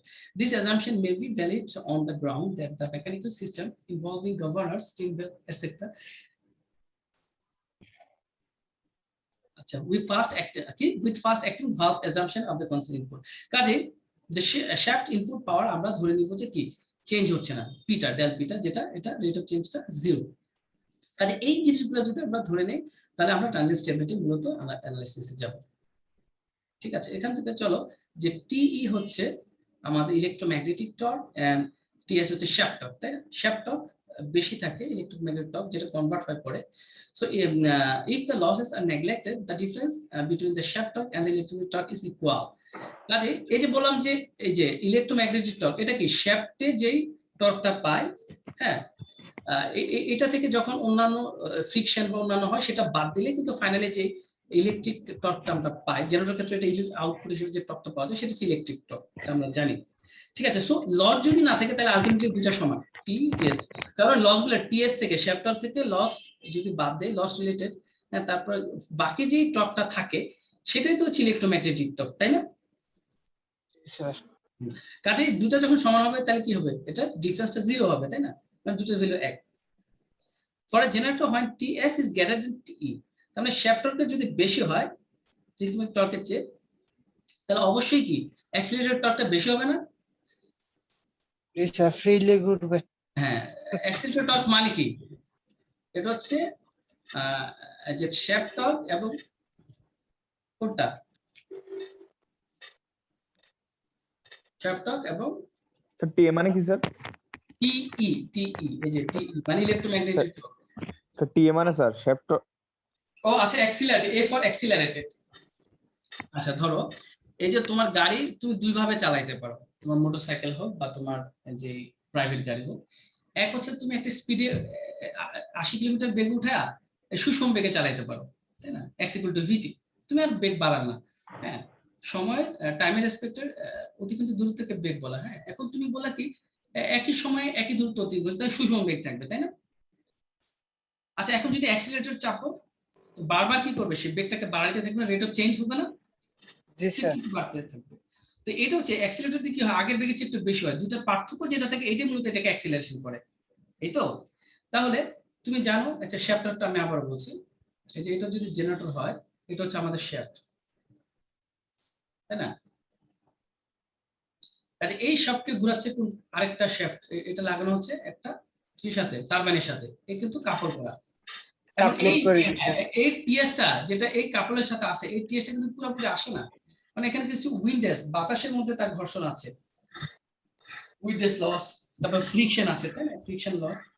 এটা বাদ দিয়ে যেটা থাকে, ধরো উদাহরণস্বরূপ যদি বলি শ্যাফটার হচ্ছে 100 ওয়াট, হ্যাঁ, আর উইন্ডেজ লস হচ্ছে 2 ওয়াট পরিমাণ, তাহলে 100 মাইনাস 2 কত হয়, 98 না, বাকি 98 হচ্ছে যে কসমোনিক টর্ক আছে, এটা হচ্ছে ইলেকট্রিক টর্ক। কথা বুঝতে পেরেছো, যেটা এই জেনারেটর থেকে পার প্রডিউস করবে। ক্লিয়ার? জি স্যার। এটাই, তাহলে বোঝা গেছে যদি যেহেতু ইলেকট্রিক টেক কম, হ্যাঁ ধরো 100 মাইনাস কত 98, তাহলে এই যে অতিরিক্ত এই দুইটাই তো একে অ্যাক্সিলারেট করছে, তাই না, টর্কটাকে বাড়াচ্ছে। এই জন্যই বলা হচ্ছে যে এই দুইটা যদি টিএসটা টি শেপটা বেশি হয় তাহলে অবশ্যই পজিটিভ হবে, হবে কি না? জি স্যার। হ্যাঁ, পজিটিভ হলে এটা অ্যাক্সিলারেট মানে কি, rate of change, velocity change বা অ্যাক্সিলারেশনটা বাড়বে। In case of sequence motor T is positive only when T is, আচ্ছা শুধু মোটরের ক্ষেত্রে যদি এটা জেনারেটর না, মোটরের ক্ষেত্রে টি পজিটিভ হবে যদি ইলেকট্রিক টর্কটা শ্যাফটে উল্টাটা আর কি। ইলেকট্রিক্যাল থেকে মেকানিক্যালে বাইরে। হ্যাঁ, সেটা হচ্ছে মোটরের ক্ষেত্রে বলা হচ্ছে। আচ্ছা যাই হোক, দুটো কথাই বলে দিচ্ছে। এবার আসা যাক আমরা সুইং ইকুয়েশন নিয়ে পড়ি, যে সুইং এর কথা বারবার বলছিলাম। তাহলে সুইং ইকুয়েশন, একটু আগে আমরা একটা পাওয়ার অ্যাঙ্গেল কার্ভ দেখলাম না, এই দেখছি কিনা জি power স্যার। angle? জি স্যার। আচ্ছা তাহলে একটুখানি ইয়া করে আমি আসতেছি, এই 2টা মিনিট। আচ্ছা swing equation, the behavior of a synchronous machine, এখানে synchronous machine বলতে আসলে জেনারেটর এবং মোটর দুটাকে বোঝানো হয়, এজন্য একসাথে বলা হয়। during transient is described, তবে বেসিক্যালি এখানে synchronous machine বলতে আমরা synchronous জেনারেটরকে বুঝছি, ঠিক আছে। আচ্ছা during the transient described by the swing equation, আচ্ছা তাহলে এই যে ট্রানজিয়েন্ট স্টেডি স্টেট স্টেবিলিটি না, যখন ট্রানজিয়েন্ট হয় মানে বড় ধরনের ফল্ট, ওই অবস্থায় আমরা ট্রানজিয়েন্ট ফল্ট রিলেটেড যে স্টেবিলিটি, হ্যাঁ, is described by the swing equation, আমরা সুইং ইকুয়েশনের মাধ্যমে মূলত এটা ব্যাখ্যা করতে পারি। কিভাবে, চলো আমরা ধরে নেই let theta be the angular position of the rotor of instant T. এখন যে রোটর অফ দ্য জেনারেটর যে রোটরটা আছে আমরা ধরে নিলাম এটা তো অ্যাঙ্গুলার 360 ডিগ্রিতে ঘুরছে, হ্যাঁ, তার অ্যাঙ্গেলটা একটা যে কোনো মুহূর্তের জন্য ইনস্ট্যান্ট আমরা ধরলাম যে থিটা, হ্যাঁ, কণিক দূরত্ব, আমরা রৈখিক দূরত্ব ধরি কণিক। তুমি তাহলে 0 থেকে হাঁটা শুরু করতে পারো বা কিছু দূর, হ্যাঁ 10 মিটার দূর থেকে হাঁটা শুরু করতে পারো, আমরা ইনিশিয়ালি এটাকে থিটা ধরে নিলাম, ঠিক আছে, কণিকটা। However it is continuously changing with time, আমরা জানি যে এটা সময়ের রেসপেক্টে কি চেঞ্জ হচ্ছে rotational path. It is convenient to measure theta with respect to reference axis that is rotating at synchronous speed. The reference আমরা জানি যে এই যে ওই যে 120 by p একটা সিঙ্ক্রোনাস স্পিডও ঘুরে, তাই না, ns 50 হার্জ কে বজায় রাখার জন্য। তাহলে এর রেসপেক্ট অ্যাঙ্গেলের চেঞ্জটাকে আমরা ধরে নিতে পারি, এজন্য বলা হচ্ছে reference axis rotating at single speed if del is the angular displacement of the rotor. এখন ধরে নিলাম যে রোটর যে পজিশনটা চেঞ্জ হচ্ছে রেফারেন্স অ্যাক্সিসের রেসপেক্টে, ওই যে বলি না যে 5 মিটার দূরত্ব বা 10 মিটার, ধরলাম যে এই যে অ্যাঙ্গেলের যে চেঞ্জ সেটা হচ্ছে ডেল্টা, ছোট ডেল্টা, হ্যাঁ, of the rotor in electrical degree from sequentially rotating reference Axis. তাহলে সিনক্রোনাস অ্যাক্সিস যেটা ঘুরছে সেটাকে যদি রেফারেন্স হিসেবে ধরি, তাহলে এর সাথে যে অ্যাঙ্গেলের যে চেঞ্জটা, হ্যাঁ, রোটরের যে অ্যাঙ্গেল, হ্যাঁ দেখো ফ্লাক্সের একটা স্পিড থাকবে সিকোয়েন্স স্পিড, আমরা যেটা বারবার লেখা হচ্ছে 120 by p 4 পোলার হলো 1500 rpm, হ্যাঁ, তাহলে তার সাথে একই রকম কাপড় না, বরঞ্চ রোটরটা একটু কি হতে পারে, ডিসপ্লেস হতে পারে, এবং যে এই যে অ্যাঙ্গেলের যে চেঞ্জ সেটা কত ডিগ্রি, ডেল্টা, ঠিক আছে। এবং এই যে রোটরটা ঘুরতেছে কিন্তু ভি স্পিডে, এখন তো কণিক দেখে এটা ভি হবে না, ওমেগা হবে, তাই না, ওমেগা স্পিড সিঙ্গল স্পিডে ঘুরছে। দেন আমরা এটাকে মূলত এনএস দ্বারা প্রকাশ করি, এখানে এটাকে কি দিয়ে প্রকাশ করেছে, ডব্লিউএস, ঠিক আছে। Omega sir. হ্যাঁ, আচ্ছা আমাদের যেহেতু নামাজ আছে, আমি একটু টাইমটা দেখে না, আমরা ঠিক কত আগে ছেড়ে দেব, এরপরে কিন্তু আমরা আসলে চলে যাব। হ্যাঁ, নামাজ পড়তে হবে, কাজে এর আগে আমরা যতটুকু পারি 54 মিনিট মানে 1 ঘন্টা আছে, আমরা আরো অ্যাটলিস্ট 25 মিনিট করবো। সো চুপচাপ থাকবা, আমাকে হেল্প করো, কাজে অনেক দূর আগে যাব। কথা বোঝা গেছে? তাহলে আমরা তাহলে থিটা, টোটাল অ্যাঙ্গেল যদি থিটা হয় তাহলে আমরা লিখতে পারি যে এটা রোটেশন করছে, কোনিক স্পিড হচ্ছে কত, এই অ্যাঙ্গুলার ওমেগা এস অথবা এনএস 120f/p, তাই না, সিকোয়েন্স স্পিড। আর যে সিকোয়েন্স স্পিড ঘুরছে এবং তার সাথে যে রোটরটা ঘুরছে, রোটরের এটা যদি কোনো একটা পয়েন্টে রেফারেন্স ধরি, তাহলে রোটর অ্যাঙ্গেল তার সাথে যে ডিসপ্লেস হবে, কোনিক যে ডিসপ্লেসটা হবে সেটা কত, এটা হচ্ছে ডেল, তাই না, ডেল। জি স্যার। হ্যাঁ, তাহলে আমরা যদি একটু ডিসটেন্স আকারে তৈরি করি, মানে অ্যাঙ্গুলার ডিসটেন্স, তাহলে যেহেতু এটা ভি স্পিডে ওমেগা স্পিডে ঘুরতেছে, আমরা কি জানি, যদি রৈখিক দূরত্ব হতো সূক্ষ্ম বেগে চলে ভিটি বলি না এটাকে, বেগকে টি দিয়ে গুণ করলে, জি স্যার। একই ভাবে এটা ওমেগা স্পিডে ঘুরছে, তাহলে ওমেগা টি লিখতে পারি কিনা কণিক দূরত্বের জন্য, ঠিক আছে। এবং টোটাল তাহলে ওমেগা টি প্লাস ডেল্টা, এটা হচ্ছে total displacement theta in other words, ঠিক আছে। এবার আমরা দেখব, কারণ স্টেবিলিটি ইস্যু অ্যারাইজ করে তখনই তো এটা মিসবিহেভ করে, আইদার একটা মেশিন কিংবা জেনারেটর হিসেবে থাকে এবং তার জেনারেটর ক্যাপাবিলিটি চেঞ্জ হয়। আমরা জানি এটা ডেলের সাথে রিলেটেড, চেঞ্জ অফ অ্যাঙ্গেলের সাথে, কাজে ওই অবস্থায় অ্যাঙ্গেলের কি চেঞ্জ সেটা আমরা দেখতে যাব এবং এটা স্টেবিলিটির মধ্যে আছে কিনা, ঠিক আছে, যদি ট্রানজিয়েন্ট স্টেবিলিটি ইস্যুটা অ্যারাইজ করে। ওকে, আচ্ছা এখন এবার আসো যে এটাকে আমরা একবার ডিফারেন্সিয়েট করতে পারি, theta W omega t plus থিটাকে টাইমের রেসপেক্টে রেট অফ চেঞ্জ হচ্ছে, তাই না, তাহলে একবার করলে কি হবে, ডিডিটি অফ থিটা, তাই না, DDT of theta, rate of change of theta with respect to time. আচ্ছা তাহলে এখানে ওমেগা টি ছিল, টি টি ক্যান্সেল হয়ে যাবে, তাই না, তাহলে শুধু ওমেগা থাকবে না, মানে ডিডিটি অফ টি হলে তো কি হয় আমরা জানি, এটা উপরে নিচে কাটাকাটি না, ডিটি ডিটি কাটাকাটি না, কিন্তু rate of change of T of with respect to T যদি হয় সেম ভেরিয়েবল, তাহলে আমরা দেখেছি n মাইনাস কি হয়, মনে আছে তো সূত্রটা, তাহলে কি হয়ে যাবে, 0 হয়ে যাবে, তাহলে 1 মানে তখন 1 হয়। আচ্ছা তারপর আর সেটা বুঝি না স্যার। কি বুঝো না তুমি, স্যার টিটা স্যার ক্যান্সেল আউট হলো স্যার। এটা কত হয়, তাহলে তুমি কি ইন্টারমিডিয়েট কি ডিফারেনশিয়াল করো না, 1 আচ্ছা স্যার বুঝছি স্যার। এই x কে এটা ভেরিয়েবল, এটা করলে কত হবে, এটা 1 স্যার। 1 স্যার। 1 কিভাবে হয়, তাই x এর সাপেক্ষে করতেছে না 1 হবে না?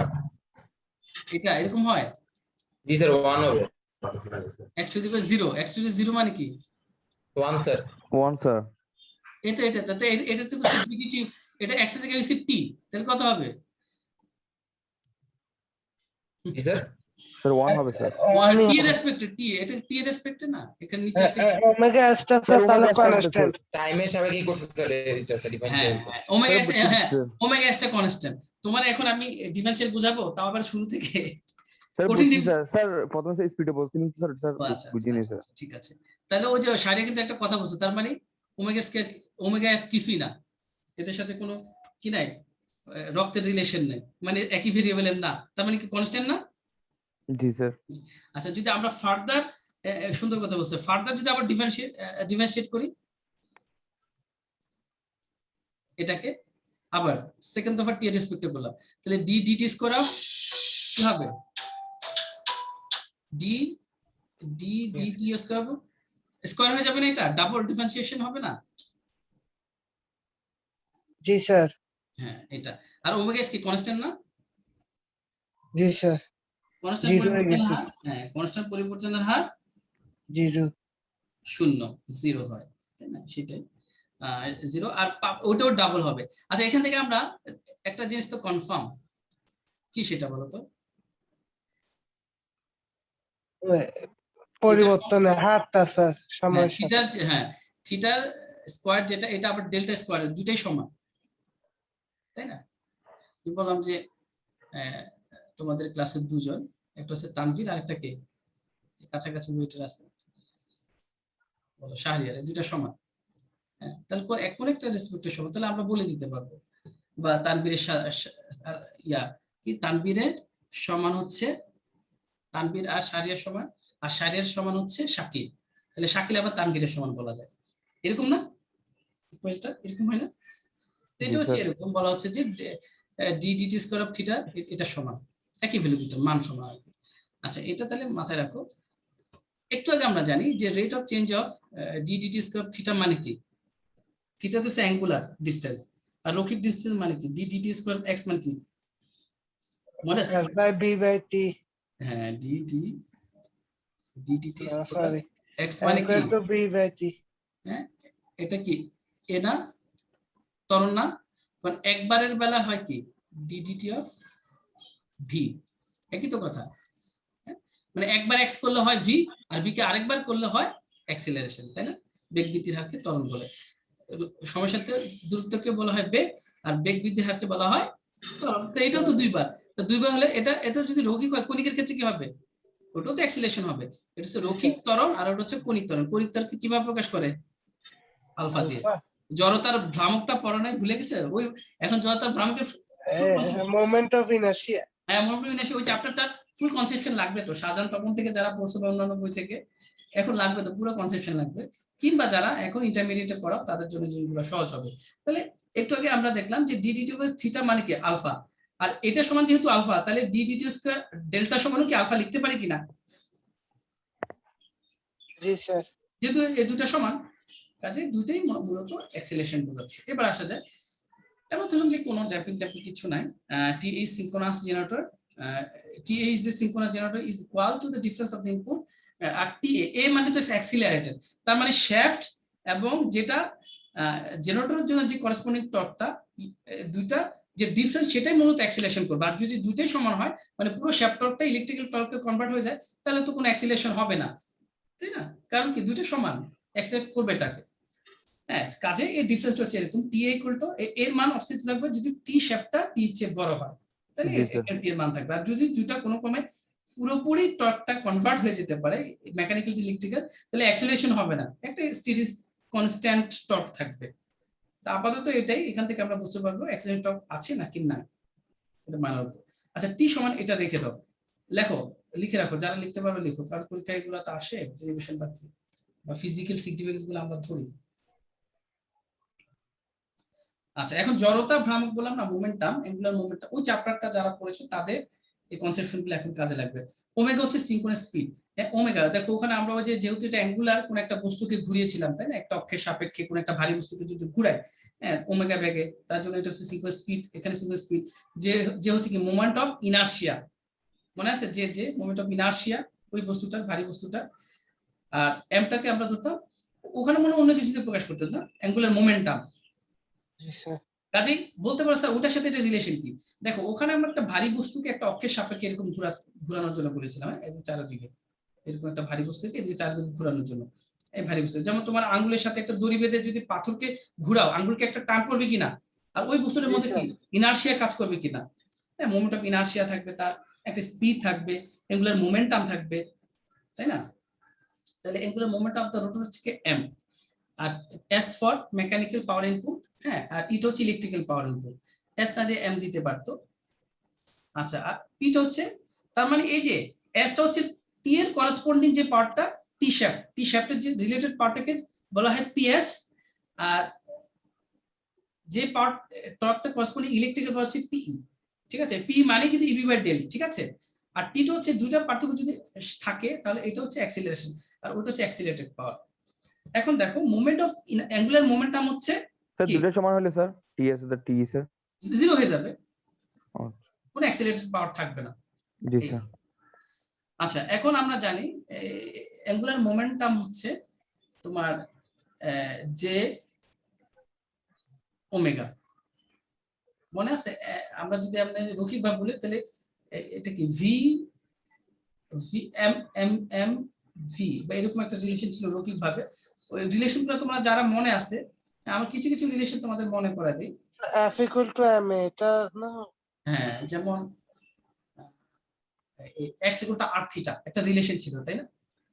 তো এটার, হ্যাঁ, অ্যাঙ্গুলার মোমেন্টাম তোমরা একটু দেখে নিও যদি কনফিউশন থাকে। এগুলোর মোমেন্টাম হচ্ছে এই মোমেন্ট অফ ইনারশিয়া, ওই ওয়েটকে, ওই যে ঘুরছে। এখন এটা একই রকম কেন দেখো, তুমি একটা বস্তুকে দড়ি দিয়ে বেঁধে ঘোরাচ্ছ, আর একই রকম জিনিসটা রোটরটা ঘুরতেছে না কোন একটা অক্ষের সাপেক্ষে জি স্যার 360 ডিগ্রিতে, কাজে দুটো অ্যানালাইসিস করে, এই জন্য কিন্তু মোমেন্ট অফ ইনার্শিয়ার জিনিসগুলো এখানে ইউজ হচ্ছে। তাহলে মোমেন্ট অ্যাঙ্গুলার মোমেন্টের সময় আমরা জানি এটা মাস বা মোমেন্ট অফ ইনার্শিয়া, হ্যাঁ, যে এবং যে স্পিডে ঘুরছে অ্যাঙ্গুলার স্পিডে, এই দুটাকে গুণ করলে আমরা মোমেন্টামটা পেয়ে যাবো, তাই না?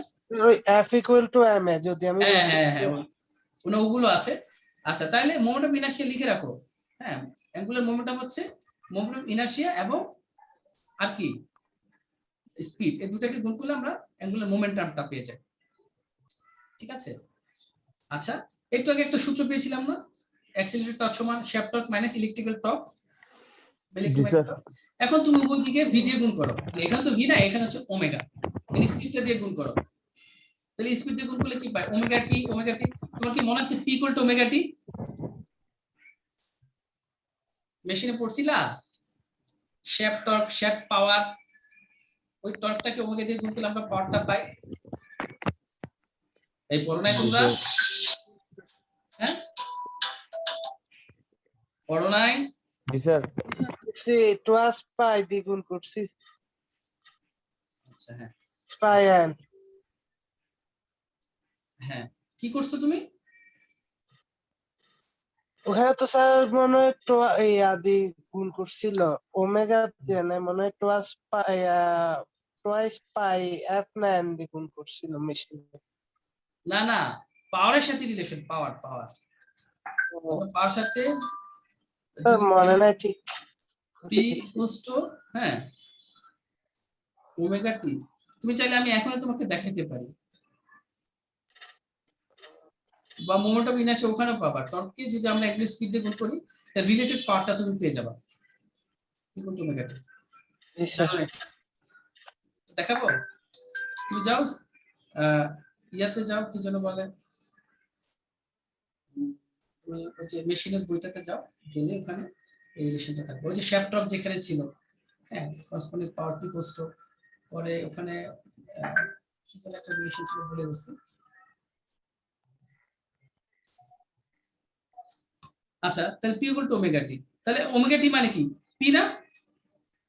জি স্যার জি স্যার। তাহলে যে এখানে এ মানে অ্যাক্সিলারেটেড টর্ক ছিল, তার করসপন্ডিং এখন অ্যাক্সিলারেটেড পাওয়ার হবে। ঠিক আছে? তাহলে শেপ পাওয়ার ওমেগা টিএস মানে কি শেপ পাওয়ার, এবং ওমেগা টি ইলেকট্রিক্যাল পাওয়ার। ওকে, আবারও বলছি, দুইটা পাওয়ার সমান হলে আর আলটিমেটলি কোনো অ্যাক্সিলারেটেড পাওয়ার থাকবে না। হ্যাঁ, যদি ওই যে মেকানিক্যাল যে রোটেশন, যে মেকানিক্যাল যে পাওয়ারটা, সেটা যদি পুরোটা ইলেকট্রিক্যাল পাওয়ারে কনভার্ট হয়ে যায় সম্পূর্ণরূপে, তাহলে আসলে কোনো অ্যাক্সিলারেটেড পাওয়ার জেনারেট হবে না। আচ্ছা, এটাই। এখন এটা জানো কিনা, যে alpha T equal to J alpha, যে বস্তুটা ঘুরতেছে, হ্যাঁ, ওই যে যেটা তুমি বলছিলে না, এম আলফা, হ্যাঁ, এম আলফা না, এটা হচ্ছে torque equal to J, J হচ্ছে তোমার ওই এম এর মতো আর কি, আর এটা হচ্ছে আলফা। এটা জানো কিনা? লেখো, এটা লেখো, এই সবগুলাই তোমার মোমেন্ট অফ ইনার্শিয়া ওই চ্যাপ্টারটা খুললেই এই রিলেশন গুলা পাবা। ঠিক আছে? যে তাহলে যে এখানে আলফা বসায় না, আলফা জায়গায় কি বসাইছে? কারণ আমরা জানি আলফা সমান কত, একটু কেন দেখলাম ডিটি স্কয়ার থিটা না? জি স্যার তো এই লিখতে বলি, এর জন্য বারবার লিখতে না বলে ফুল কনফিউশন চলে যাবে। চলো দেখি এটা কোথায় লিখেছিল। এই যে আলফা ইকুয়াল টু ডিটি জি স্যার সমান স্যার বলছি না। কাজে এটা যে থিটা আছে, তাহলে আমরা এটা সমান কি বসাইতে পারি? আলফা বসাই দিতে পারি, তাই না? কোথায় কোথায় চলে গেল? এই যে আলফা সমান টি বাই টি। আচ্ছা, তাহলে ডিটি থিটা হলে তাহলে থিটার জায়গায় ডিসকোয়ার ডেল্টা বসাবো, যেহেতু দুটো সমান ছিল। জি স্যার এখন এই কোশ্চেন উপরে কি ওমেগা দিয়ে গুণ করতে পারি? জি স্যার করা যায়। তো ওমেগা যে থাকবে, তাই না, DT square theta plus T A omega T. আর ওমেগা টি মানে কি? পি এ না? জি sir accelerate power P A. আবার পি এ সমান জানি কি? P shaft power minus electrical power, converted electrical power, মানে mechanical power minus electrical power. আর এটা পার্থক্য থাকলে আমরা অ্যাক্সিলারেটেড পাবো, আর পার্থক্য না থাকলে কি হবে? Zero, right? আর যদি জিরো না হয়, রেট অফ চেঞ্জ জিরো, তার মানে এটা স্টেবল, ম্যাক্সিমাম লিমিটে পৌঁছে যাবে। মনে আছে কথাটা? জি স্যার আচ্ছা, তাহলে m dt স্কয়ার থিটা, তাহলে এখান থেকে আমরা একটা যে ওমেগা যে মানে কি? m না? জি m স্যার হলো যে ওমেগা, এই যে প্রথমে ছিল, কাজে এই ওমেগা থেকে m বসাই দিব। তাহলে এখানে কি আমরা m আলফা লিখতে পারি এখন? জি sir m alpha equal to p a লেখা যায়? এই যে P excess power equal to আর এটা মানে আলফা, আলফা। রাইট? জি স্যার। আচ্ছা চলো, তাহলে এই যে যে ইকুয়েশনটা এখন তুমি দেখতে পারলা, এর যে করসপন্ডিং যে ইকুয়েশনটা, এটাকে বলা হয় সুইং ইকুয়েশন। আচ্ছা তুমি স্কয়ার দিয়ে কি বুঝতেছো? এটা কি আগের মতো সাইন বা কোন সরলরেখা হবে? এটা কি ধরনের স্কয়ার থাকলে? স্যার এটা হচ্ছে ইয়া কার্ভ টাইপের কিছু একটা হবে, তাই না? স্কয়ার জি যেহেতু স্যার। আছে। এটা স্যার কি হবে এটা? এই যেটা সুইং কার্ভ কাকে বলে? এটা ইয়া হবে স্যার, না লিনিয়ার হবে স্যার। হ্যাঁ নন লিনিয়ার, সেটা বলছি। কাজে এটাকে যদি আমরা এই যে ডেল্টাকে যদি টাইমের রেসপেক্টে প্রকাশ করি, মানে angle rate of change of angle of the alternator বা সিনক্রোনাস জেনারেটর, সেটা যদি এই ডেল্টাটাকে টাইমের রেসপেক্টে আমরা প্রকাশ করি, হ্যাঁ এটা বুঝতেই পারছি এটা কি হবে, নন লিনিয়ার হবে। হ্যাঁ, এবং এই টাইম যতই বাড়বে, যদি ডেল্টা বাড়তে পারে, তাই না? আমরা দেখেছি যে এটা বাড়তে পারে মেকানিক্যাল, যদি এই দুটার মধ্যে ইলেকট্রিক্যাল পাওয়ার পুরোপুরি কনভার্ট না হয় তাহলে অ্যাক্সিলারেটেড পাওয়ার থাকবে, সেক্ষেত্রে ডেল্টা চেঞ্জ হবে। কিন্তু হতে হতে যদি এমন হয় সে আবার পুনরায় নিচের দিকে আবার কমতে থাকে টাইমের রেসপেক্টে, একবার অ্যাঙ্গেলটা বেড়ে আবার কমে, এখন কি কমে গেছে না? এই দেখো জি স্যার। কমে গেছে। যদি কমে যায় তার মানে আনস্টেবলের দিকে গিয়ে আবার স্টেবল হয়ে যাবে একটা সময়, তার মানে এটা স্টেবল কন্ডিশন। কিন্তু দেখি যে টাইমের সাথে সাথে কি ডেল্টা বাড়ছে, তাহলে ওই সিস্টেমটা কি হয়ে যাবে? আনস্টেবল। ওই যে 180 করে যেরকম আমরা পারে মোটরে যাবে স্যার। হ্যাঁ মোটরিং আনস্টেবল হয়ে যাবে, ঠিক আছে, বা মোটরিং অ্যাকশনের দিকে চলে যাবে। আর এটা কোন ক্ষেত্রের জন্য এটা প্রকাশ, সেটা হচ্ছে ট্রানজিয়েন্ট ফেনোমেনন বা ট্রানজিয়েন্ট স্টেবিলিটি যখন অ্যানালাইসিস করব, তখন আমরা কি কোন ইকুয়েশন দিয়ে অ্যানালাইজ করব বলো তো? সুইং ইকুয়েশন, মনে থাকবে? Swing equation sir. তাহলে এই যে কথাটাই আমি অলরেডি বলে ফেলেছি, গ্রাফ অফ ডেল্টা বা generator angle versus time in second is called the swing curve. Swing curves provide information regarding stability. এটা থেকে stability জানি, যেটা আমরা বললাম কখন স্টেবল হবে কখন আনস্টেবল হবে। They show any tendency of del to oscillate and or increase beyond the point of return. If del increases continuously with time, the system is unstable. ঠিক আছে, যদি বাড়তেই থাকে। While if del start decreasing after reaching a maximum value, it is inferred that the system will remain stable, মানে stability gain করতে পারবে। Swing curves are useful in determining the adequacy of relay protection on power system with regard to clearing the faults before one or more machines become unstable. তার মানে এটা দিয়ে বোঝাচ্ছে যে যখন কোন একটা ফল্ট হবে, যেমন ট্রানজিয়েন্ট ফল্ট যদি হয়, তাহলে মূলত ডেল্ট কিন্তু হিউজ পরিমাণ চেঞ্জ হয়ে যাবে, কারণ কি লোড আইসোলেট হয়ে যাচ্ছে। হ্যাঁ, সো রোটর খুব ফাস্ট ঘোরা শুরু করবে, ওই যে ডেল এফ বেড়ে যাওয়া শুরু করবে। এই যে ডেল বেড়ে যাওয়া মানে কি টাইম রেসপেক্টে বেড়ে যাওয়া, এই ডেলটা বাড়তে বাড়তে মানে 50 হার্জ তখন বেড়ে 51 52 দিকে যাওয়ার চেষ্টা করবে, তাই না?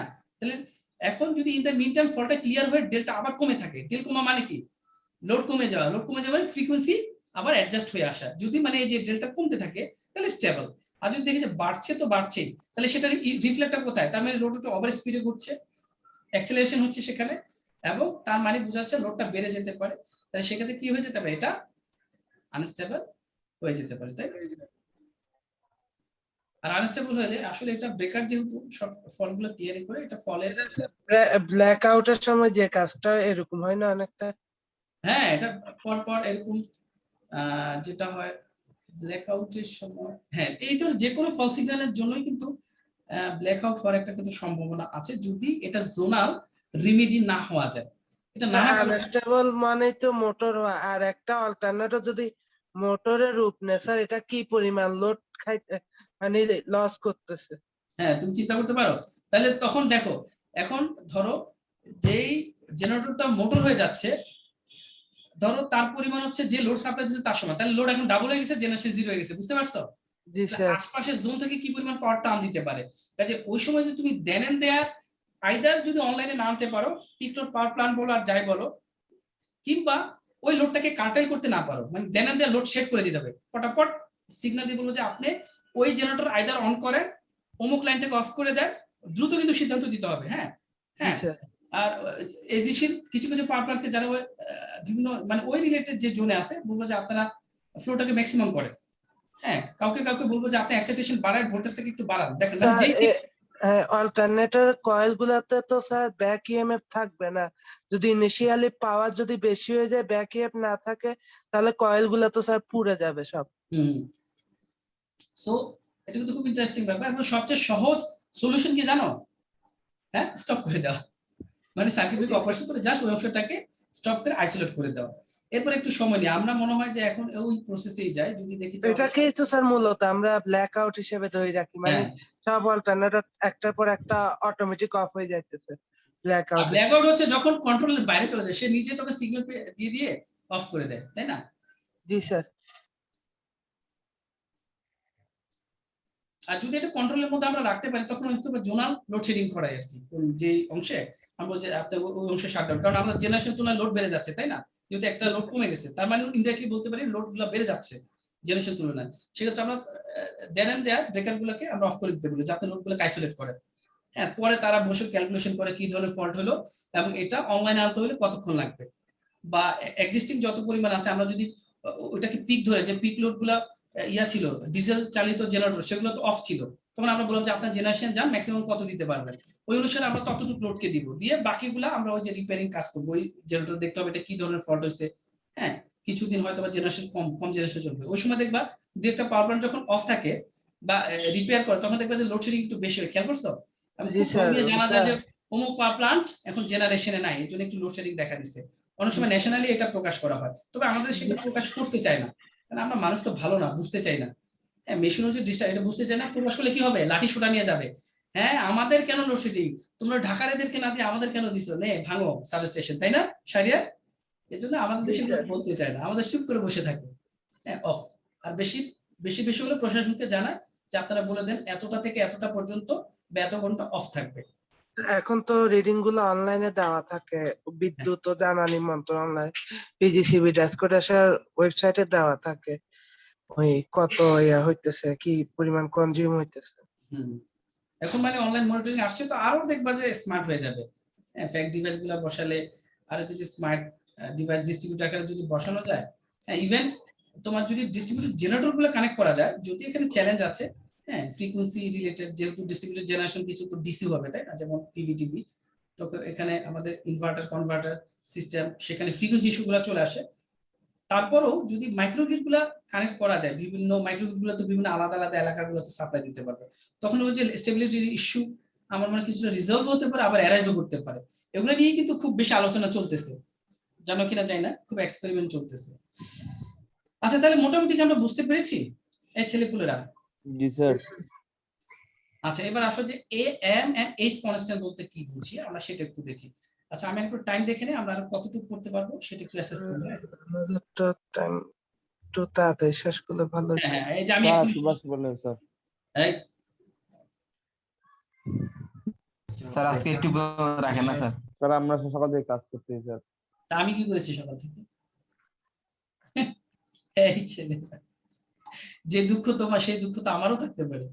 আচ্ছা, আমি ছেড়ে দিচ্ছি, আমি ছেড়ে দিচ্ছি তোমাদের। তো আমি অমানসিক নির্যাতন কখনো করছি? আমি যখন টার্ম মেরেছি দেখবো যে ওই দিন আমি দ্রুত ছেড়েছি, কিংবা ভাইস ভার্সা। আমি তো কখনো, আচ্ছা তোমাকে আর 5 না 3 মিনিটস আমি ছেড়ে দেবো। Okay sir. হ্যাঁ, ওই যে এম এন্ড এইচ কনস্ট্যান্ট, তুমি এটা কেন বাদ রাখবো? তুমি তো একদম কাছাকাছি চলে আসছো, কারণ এমটা তোমার হাতে আছে। এই যে এম আলফা পি আছে না, আছে কিনা? বা এম ডি আলফা মানে তো ডিটি স্কয়ার অফ ডেল্টা, তাই না? Rate of change of angle of the generator, ওটাই তো আলফা। এটা তো অ্যাক্সেলারেশন, কি জানো, ত্বরণ, রোটরের ত্বরণটা যেটা চেঞ্জ হচ্ছে। আর এই ত্বরণটা ত্বরান্বিত হবে তখন যদি অ্যাবনর্মালিটি হয়। এটা যারা রিলেট করতে পারবা, মাথায় ঘুরাতে পারতেছে, তারা বুঝতে পারবা, বাকিরা বোঝাটা মাথার উপর চলে যেতে পারে, বাট আস্তে ধীরে বুঝবা, সমস্যা নেই, বারবার করলে বুঝতে। তাহলে এম এন্ড এইচ কনস্ট্যান্ট গুলা কেন আলাদা ভাবে আসলো? এম কনস্ট্যান্ট তো বুঝলাম যে আমাদের সূত্রের মধ্যে আছে যে এম, হ্যাঁ, আলফা আমরা পি এ পেয়েছি, তাই না? এখান থেকে আমরা এম বলতে, এইচটা কি? চলো আমরা দেখি এইচ এর সাথে কিভাবে আমরা রিলেট করতে পারি, অ্যাজ ওয়েল অ্যাজ এটার গুরুত্বটা কি। অ্যাজ ইঞ্জিনিয়ার তোমার আমার কাছে এটা কি গুরুত্ব হতে পারে? The transient condition of a synchronous machine depend in part of mechanical constant of the rotor and load of prime mover. তাহলে যে যে কন্ডিশনটা আসলে দুইটা জিনিসের উপর নির্ভর করে। কি কি? Mechanical constant of the rotor, রোটরের যে প্যারামিটারগুলো আছে তারপর, এবং প্রাইম মুভারের উপরেও কিন্তু নির্ভর করে, তাই না? কারণ প্রাইম মুভারই তো মূলত এই যে আউটপুটটাকে ফিক্স রাখছে, ফ্রিকোয়েন্সিটাকে, কাজে দুটার উপর। আবার রোটরের ক্ষেত্রেও যদি প্যারামিটার কোথায় চেঞ্জ হয়, ড্যাম্পিং, অসিলেশন, হাবি যাবি, সেখানেও কিন্তু মোটামুটি চেঞ্জ হতে পারে। এই জন্য দুইটা জিনিসগুলো কি করতে পারে, আমাদের স্পিডের উপর হ্যাম্পার করতে পারে। তো ধরে নিলাম যে একটু আগে দেখেছি ডব্লিউ সিঙ্গুলার স্পিড, যেটাকে আমরা এনএস আকারে বলে থাকতাম। তারপরে ওই যে রোটরটা, হ্যাঁ, নাটায়ের মতো যেটা ঘুরছে, হ্যাঁ, এটার মাস এম, তাই না? এটা তো মাস আছে বলেই তো জড়তার ভ্রামকের প্রশ্নে চলে গেলাম, তাই না? মোমেন্টাম আছে, হ্যাঁ। তাহলে যেই অক্ষ থেকে ঘুরতেছে তার দ্রুত, এই যে আমি যেটাতে বুঝালাম যে এরকম একটা ভারী বস্তু ঘুরছে, একটা ডিস্টেন্স থেকে ঘুরছে না, এক্স, তাই না? এবং টর্ক যদি অন্যভাবে আমরা বলতে পারি যে ফোর্সটাতে এটাকে ঘোরাচ্ছে সেই ফোর্স এফ এবং এক্স, এই দুটোর গুণফল, তাই না? মনে আছে? এটা আমরা যতভাবে পড়েছিলাম। তাহলে এখানে এক্স, এটা এখানে আমরা রেডিয়াস দিয়ে বুঝাবো, হ্যাঁ, রোটরের ক্ষেত্রে আর এক্স না বলে আর। তবে যে হচ্ছে মোমেন্টাম ইনার্শিয়া, এম হচ্ছে অ্যাঙ্গুলার মোমেন্টাম, আর ডব্লিউ যেটা কাইনেটিক এনার্জি, আমরা কাইনেটিক এনার্জিকে বলি ই কে দিয়ে লিখি, কিন্তু এখানে ডব্লিউ দিয়ে লিখেছে। হ্যাঁ, এফ তো ফ্রিকোয়েন্সি, টি টর্ক, টি হচ্ছে পাওয়ার ওয়ার্ক, এবং আলফা একটু আগে জানলাম যেটা হচ্ছে অ্যাঙ্গুলার অ্যাক্সেলারেশন, নরমাল না, অ্যাঙ্গুলার অ্যাক্সেলারেশন। এখন যদি আমরা বলি যে এম কনস্ট্যান্টটা কি, একটু আগেই কিন্তু আমরা এম কনস্ট্যান্টটা বের করে ফেলেছি। একদম সরাসরি যদি চলে যায়, এম ইকুয়াল টু কোথায়, এই যে পি ওমেগা আলফা কিন্তু লেখা ছিল না এখানে, ওরা এটাকে আবারও কি করছে, অন্যভাবে কি করেছে বলতো, আবার নতুন করে আরেকটা এম করেছে অন্যভাবে করছে, অথচ এটা আমরা আগে বের করে রাখছি সুইং মেশিনটা। কারণ এই যে এনার্জি কি, kinetic energy half M B square না, এখানে এম মানে তো জে আর ভি মানে তো ওমেগা, এম বি স্কয়ার, তাই না? আবার একটু আগে পরিকোষণ আমরা লিখেছি এম মানে, হ্যাঁ, জে ওমেগা। তো ওমেগা সমান যদি এই ওমেগার মানটা এখানে বসাই দিলে কি হবে, 2 ওমেগা, যে 2 কোন কোন গুণ হবে, ওমেগা কাটাকাটি হবে।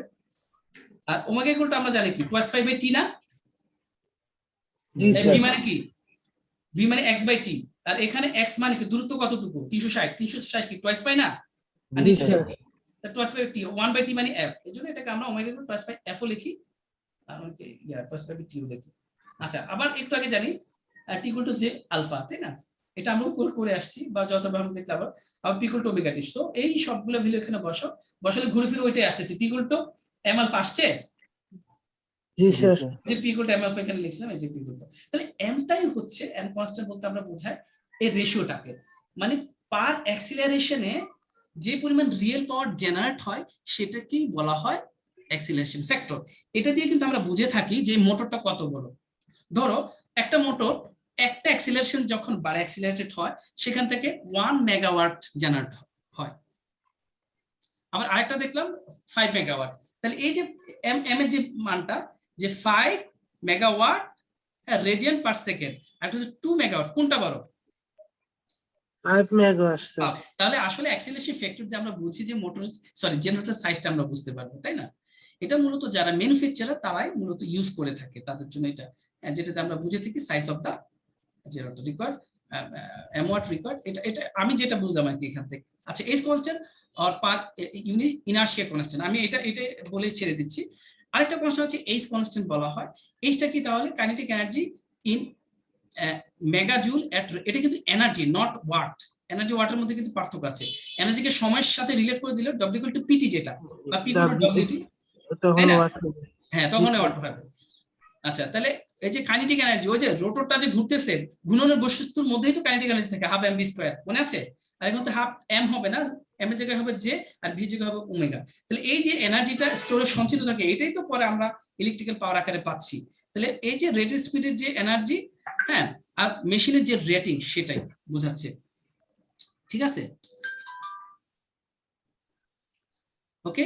আচ্ছা, তাহলে এটাতে এটা বোঝা যায় যে জুল বাই পার ভিএ, মানে mega joule by mega VA, বড় সাইজের মেগা, তার মানে পার অ্যাপারেন্ট পাওয়ারে কি পরিমাণ এনার্জি রিলিজ করে।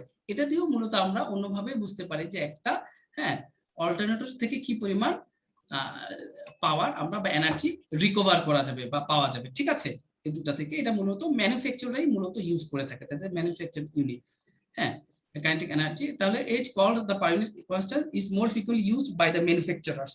The per unit inertia constant H is defined as the kinetic energy stored in the rotating parts of the machine. I mean the rotor বলতে পারো, single speed per unit volt ampere. ঠিক আছে, তো ultimately দুটো দিয়ে আমরা size বুঝে থাকি এবং সেই সাথে স্পিডটাও বুঝে থাকি। আচ্ছা, the value of their angular momentum m varies over the wide range of MVA.